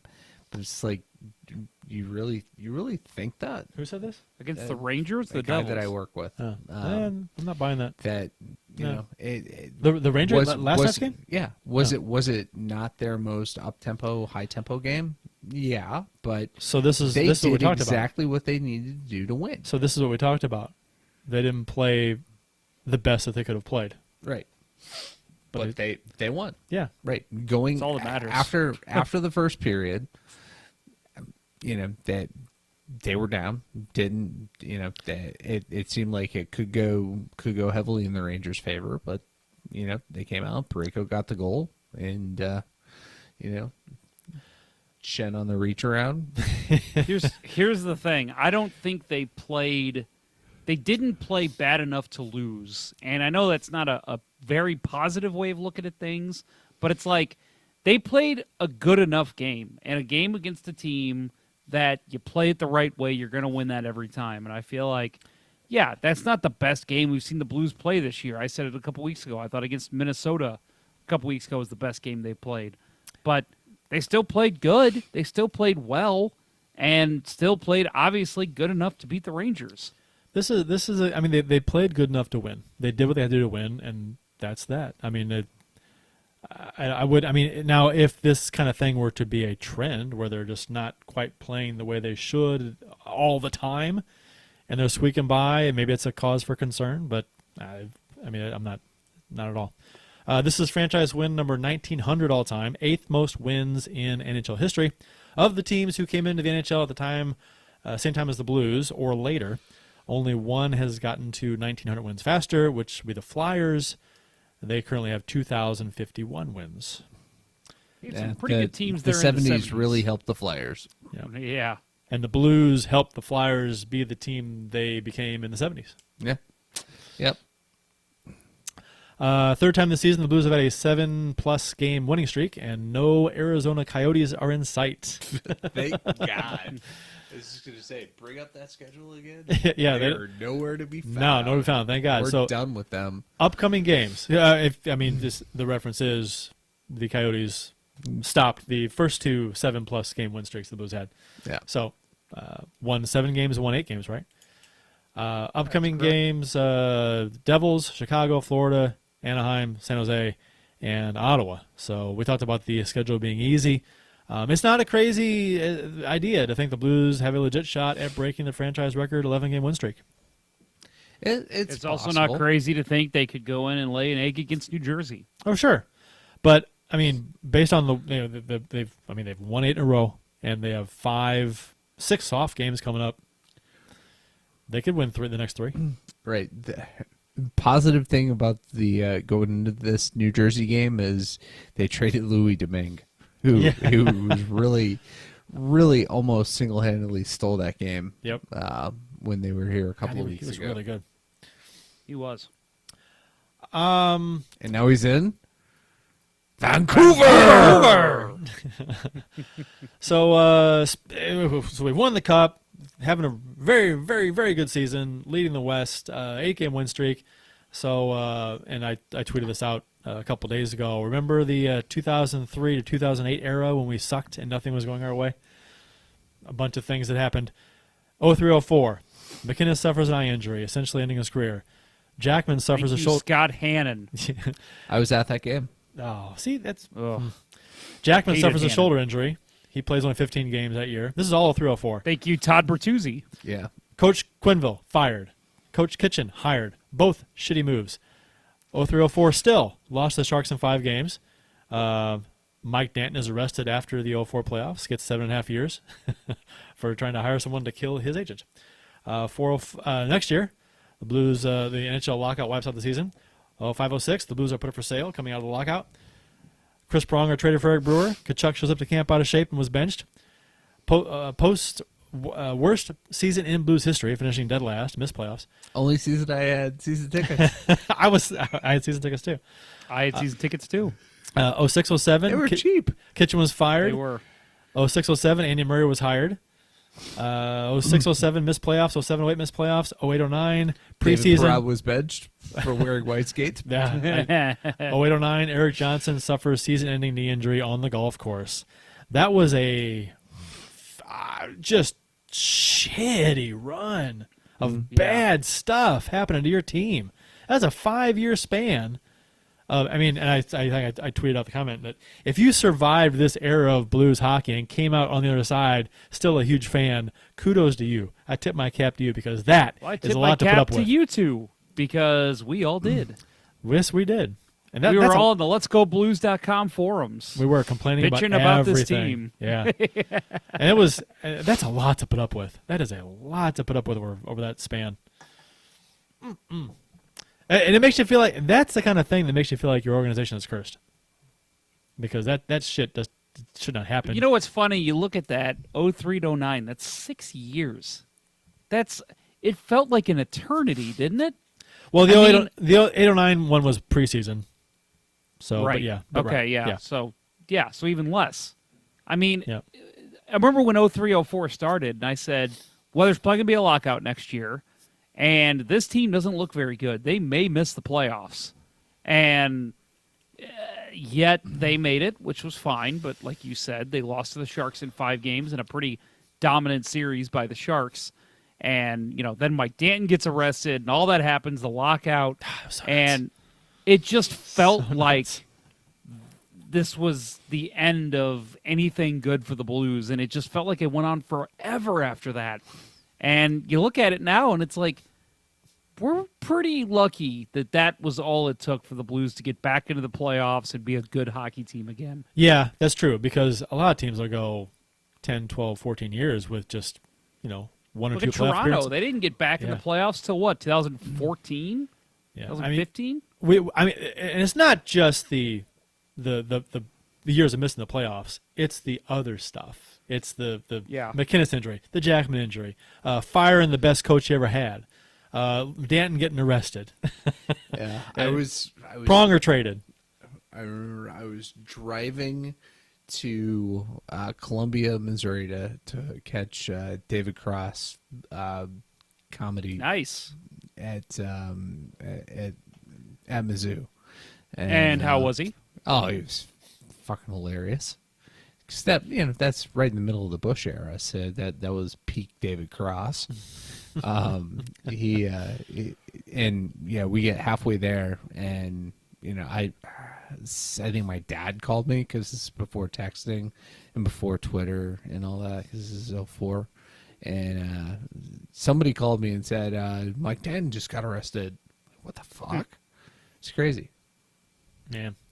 I remember, I think that happened late at night. He got arrested late at night? The Blues were leaving San Jose, and he was arrested at the airport. I think it was after they lost Game 5. Yeah, I think I was up. And I think I heard I was up and I heard about it. And the next morning, it was like just the forum conversations just like nonstop about it. Yeah. And I remember finding the police report online, a PDF. I still have it somewhere. That was interesting. Yeah. You should have him sign it and get it framed.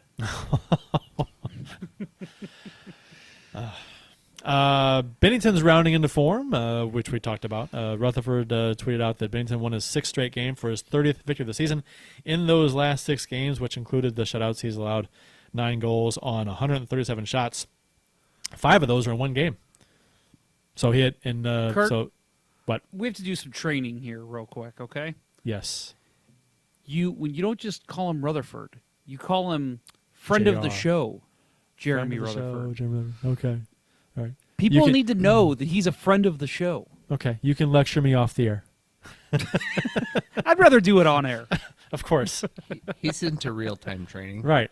Where was I? Let's start over. Okay, Rutherford tweeted out. Welcome to Let's Go Blues Radio. My name is Scrap my it name and is start the Bill whole Day. show over.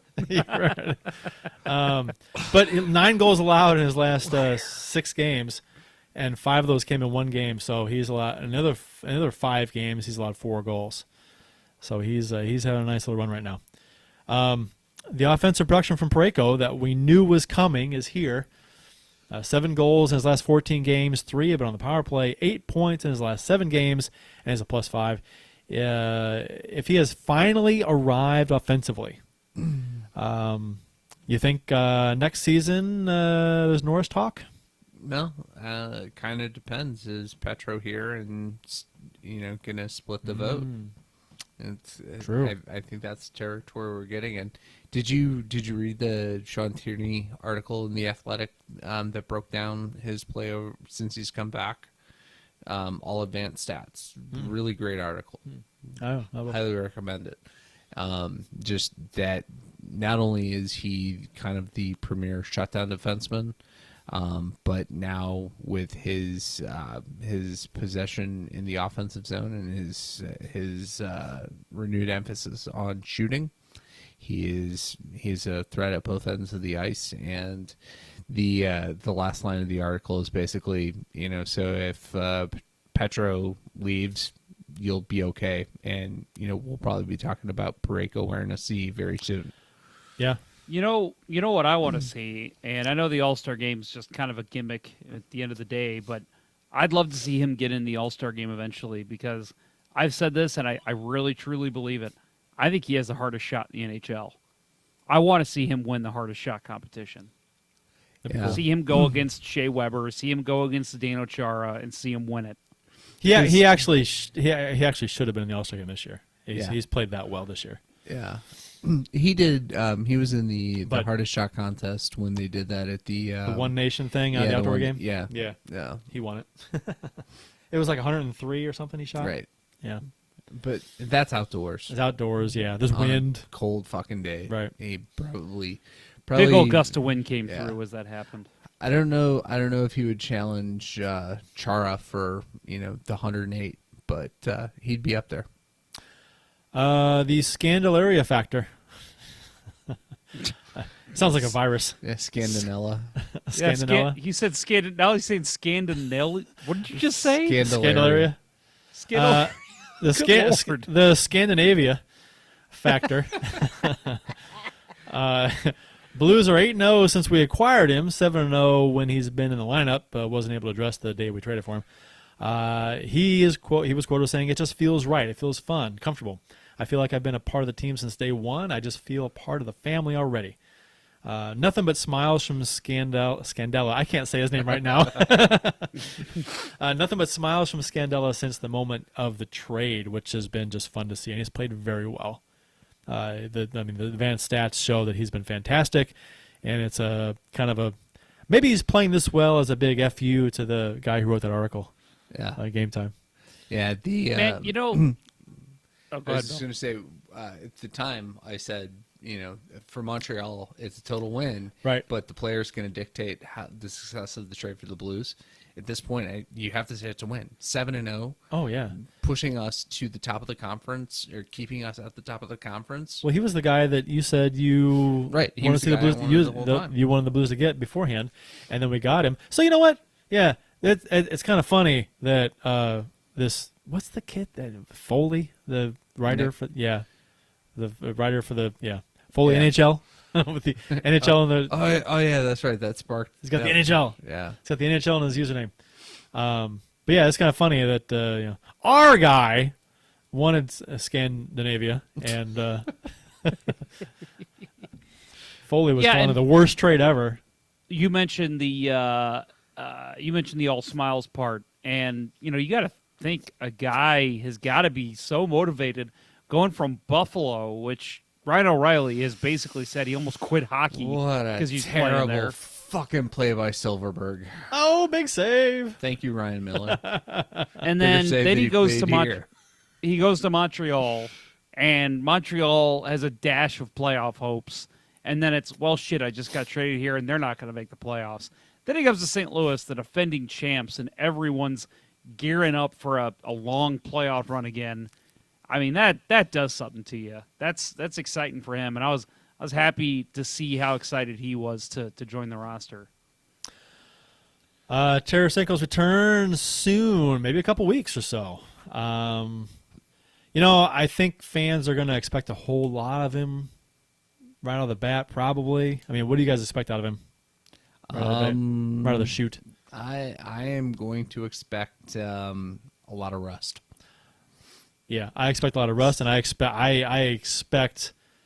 hope that him coming back doesn't mess things up as far as like The chemistry of the lines and whatnot. put Yeah. together. I mean, surely. So what I expect is truly just I don't think he'll get top minutes yet, which I'm with 100%. I think him just being back in the lineup does make teams double guess who they're going to cover more closely. So I think him coming back in the lineup does open up other players. I still expect the offense to get better when he comes back, but maybe not particularly from him because there will be some rust. The Mount Rushmore Blues goals tweeted this out today and put it in the forum, the letsgoblues.com forums the other day, and I got some feedback on it. So I mean, you guys have I don't have yours in front of me. Did you guys have who would you I got put? mine. Okay, you got yours, Jeff. Who's your Mount Rushmore Blues goals? I got for Bills you, too. for you. If he doesn't have it, I have Bills in front of me. I have a recollection Okay. of what mine were. All right. Okay. Well, mine was so. I mean, we talked about this with the greatest Blues moments and how everything gets trumped from last year, and that is honestly how I feel. So Mount Rushmore, you get 4. So number 1 for me, Petro's goal at the end of the first period of Game 7. That gets number 1 because to me, that was when we all said, "Holy shit, this team is going to do it." So that's my number 1. Number 2, obviously, Patty Maroon, Game 7 against Dallas in OT. That was fantastic. Number 3, and one that I was surprised you guys didn't really put higher, but I know it's just there's so many goals over time. Carl Gunnarsson, Game 2, Stanley Cup Final in OT. That was the first Stanley Cup Final win for the Blues in history. So I felt that deserved to be on there. And then I came down to either Monday Night Miracle, and then I had a kind of a weird one. I know people probably question this. Corey Stillman, Game 3 of second overtime against Dallas in 2001. That put the Blues up 3-0 in that series and really kind of solidified them as a top contender for the Cup at that point. So, but I'm going to go with Monday Night Miracle as my 4th. So Petro, Maroon, Gunnarsson, and Doug Wickenheiser get my 1, 2, 3, 4. Do you have any that differ from that, Bill? Yes. Okay. So mine from Game 7 was Shen because it was the nail in the coffin. That was when I knew. Okay. Because I've seen Boston with late comebacks against Toronto. Oh, yeah. When Shen scored that goal, it was like that's it. That's when I bought that cup over there yeah. after his goal. that was it. Maroon Game 7 against Stars. You know that is. That's on everyone's list. I think. When the Blues become shitty again and they need to draw fans in, that'll be a statue. Not a statue, but Yeah, I think it will be. I think it will be. I don't think it deserves to be, but I think Interesting that is. they might have like a bust of him in a concourse. They honor him. Whatever. Anyway, Yeah. that's a different show conversation. It will be. Yeah. Then I'd have to say Brouwer against the Hawks. That's a good to one. finally break the curse. We couldn't get over the hump against the Hawks until Brouwer scored the goal on 3 attempts. I thought, and that goal ended up being, looking back on it, that goal was a passing of the torch from the Hawks to the Blues. Absolutely. Because that's when the switch flipped. Like Yeah. that was to me, that's on my list too. Yeah. That's a big one. And then my 4th goal is a toss-up because, I have been a fan. The first game I went to was in 1979 as a very, very young 3-year-old. So I need to respect the early years of my fandom. Wickenheiser, Monday Night Miracle, or Mike Crombie, overtime 81. shorthanded goal against the Penguins. No, it's on the wall as there. memorialized right Yep. there. In the paper. Crombine's goal puts Penguins to rest. Yeah. Mine, Petrangelo's Game 7, because we were being dominated, and to go with that being 7 seconds left in the period, the Bruins had to think about that goal. Even though they came out and played well in the second, the Bruins did. I thought that goal was huge because that's a 2-goal cushion. Yep. Yeah, that's a big one for me. Maroon's goal, obviously, Game 7. Steen's shorthanded double minor shorthanded goal, overtime against the Kings. That one is awesome for me just because of the situation. Completely unexpected. Yep. That's what gets it for me. And then I got Brower's Game 7 goal against the Hawks. And I really tried to fit in Gianni's Game 4 goal against Belfour, the sweep. I tried to fit that in. Maybe I could, take off Steen's goal and put that one there. But, it's tough. That's a big one. It's It's hard to fit in 4.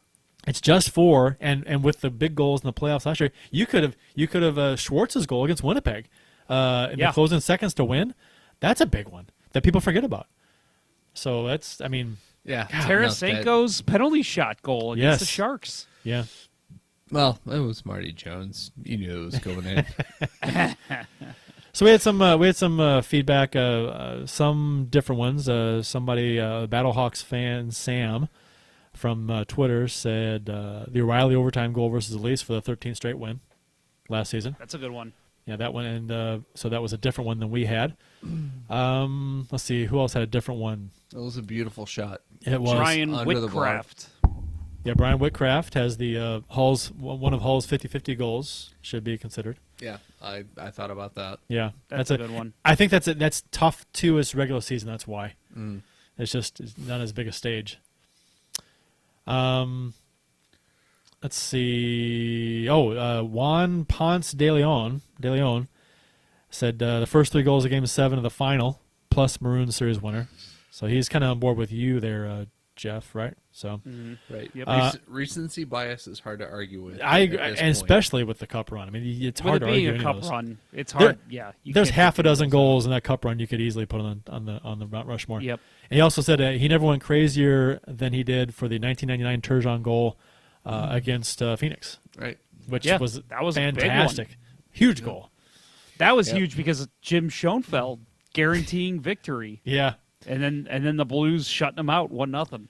and Fuhrer called it. He said, Yeah. "Get me to Game 7, I'll shut him out," Yep. and he did. Yep. Thanks to Jamie Rivers. Yeah. Pulling the puck Yeah. off the Yeah. line. Yeah. Dave Kogut said I'd put 1986 Pazlowski's tying goal in Game 6 Oh, yeah. to force overtime so you can get to the miracle, Yeah. Monday Night Miracle goal. Stealing the puck, coming around the back of the net. Nobody's expecting him. He's flying like a speed demon. Yep. And just whips it into the That was a cool goal. empty side. Yeah. That had Wickenheiser not scored, that's the image that is the lasting image of that game. From the LosGoBlues.com forums, other different ones here. Hall's 86 from Theo Hall. Scored in the last game of the 1991 regular season versus the Stars. That's a good one. Who else? Any other different ones? Let's see. We got Walkie Blues saying, I'd argue O'Reilly's first tally in Game 7 was bigger than Petrangelo's. I forget what the stat was, but last playoff stretch when the Blues scored first, it was absurd, their record. So, yeah, that is a big goal, especially, again, after Binnington standing on his head like he did in that first period. Yep. And that that can be our next Mount Rushmore topic. Mount Rushmore of Blues saves. Blue saves. Yeah. Oh, good Lord. The save on Nordstrom is number 1. Oh, That's number it's got to one. be. It's got to On be. everyone's book. It's got to be. Saves are a lot harder to remember. Yes, they are. You got the Allen throwing the stick out and then catching it with his glove. On TJ Brody. It's pretty cool. Let's see. Yeah, that's about it. That's all as far as different goals go. Yeah. That was fun. Join the letsgoblues.com forum, and we got a big, long conversation going in there, so you can talk with other Blues fans about your Mount Rushmore of Blues goals. Yeah. Up next for the Blues, New Jersey on Friday night. We talked about a game they should most certainly win. Wait, that's Friday night? It is Friday night. Oh, well, it's good because I've made plans for tomorrow night. Okay. The Devils are 14th in the knew East. Thank you. 14th in the East and 26th overall in the NHL with only 64 points, which is almost twice as many as what Detroit has. Almost. Whew. Man, Detroit's bad. That's pretty bad. I think that said Bad. Detroit's having like the 16th worst season ever or something like that. Yeah. They're on pace It's for it. up there. It's bad. It's really bad. They can sure beat Montreal, though. Well, I'll be you'll be hard pressed to find me wearing any Habs gear in public until there's a regime change. Just wear a bag over your head. Yeah.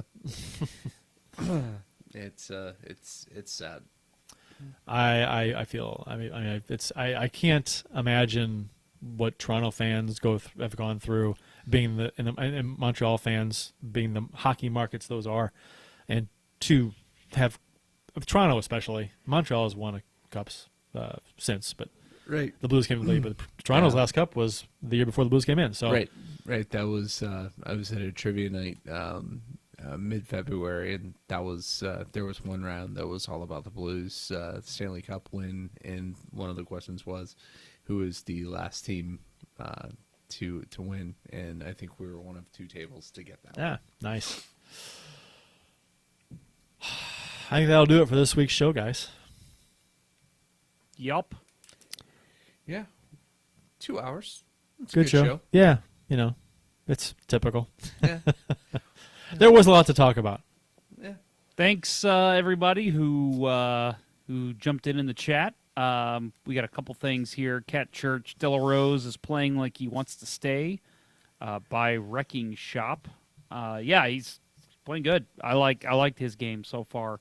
He'll be a healthy scratch in the playoffs, but yeah, he makes me a plug in. comfortable guy that if there's an injury or they lose a couple games in a row, you throw him in. Maybe he throws his body around, makes a difference. So Right. yeah, I've been Kinda happy with what, his play as well. McEachern was able to do. Yep. Yeah. Last year.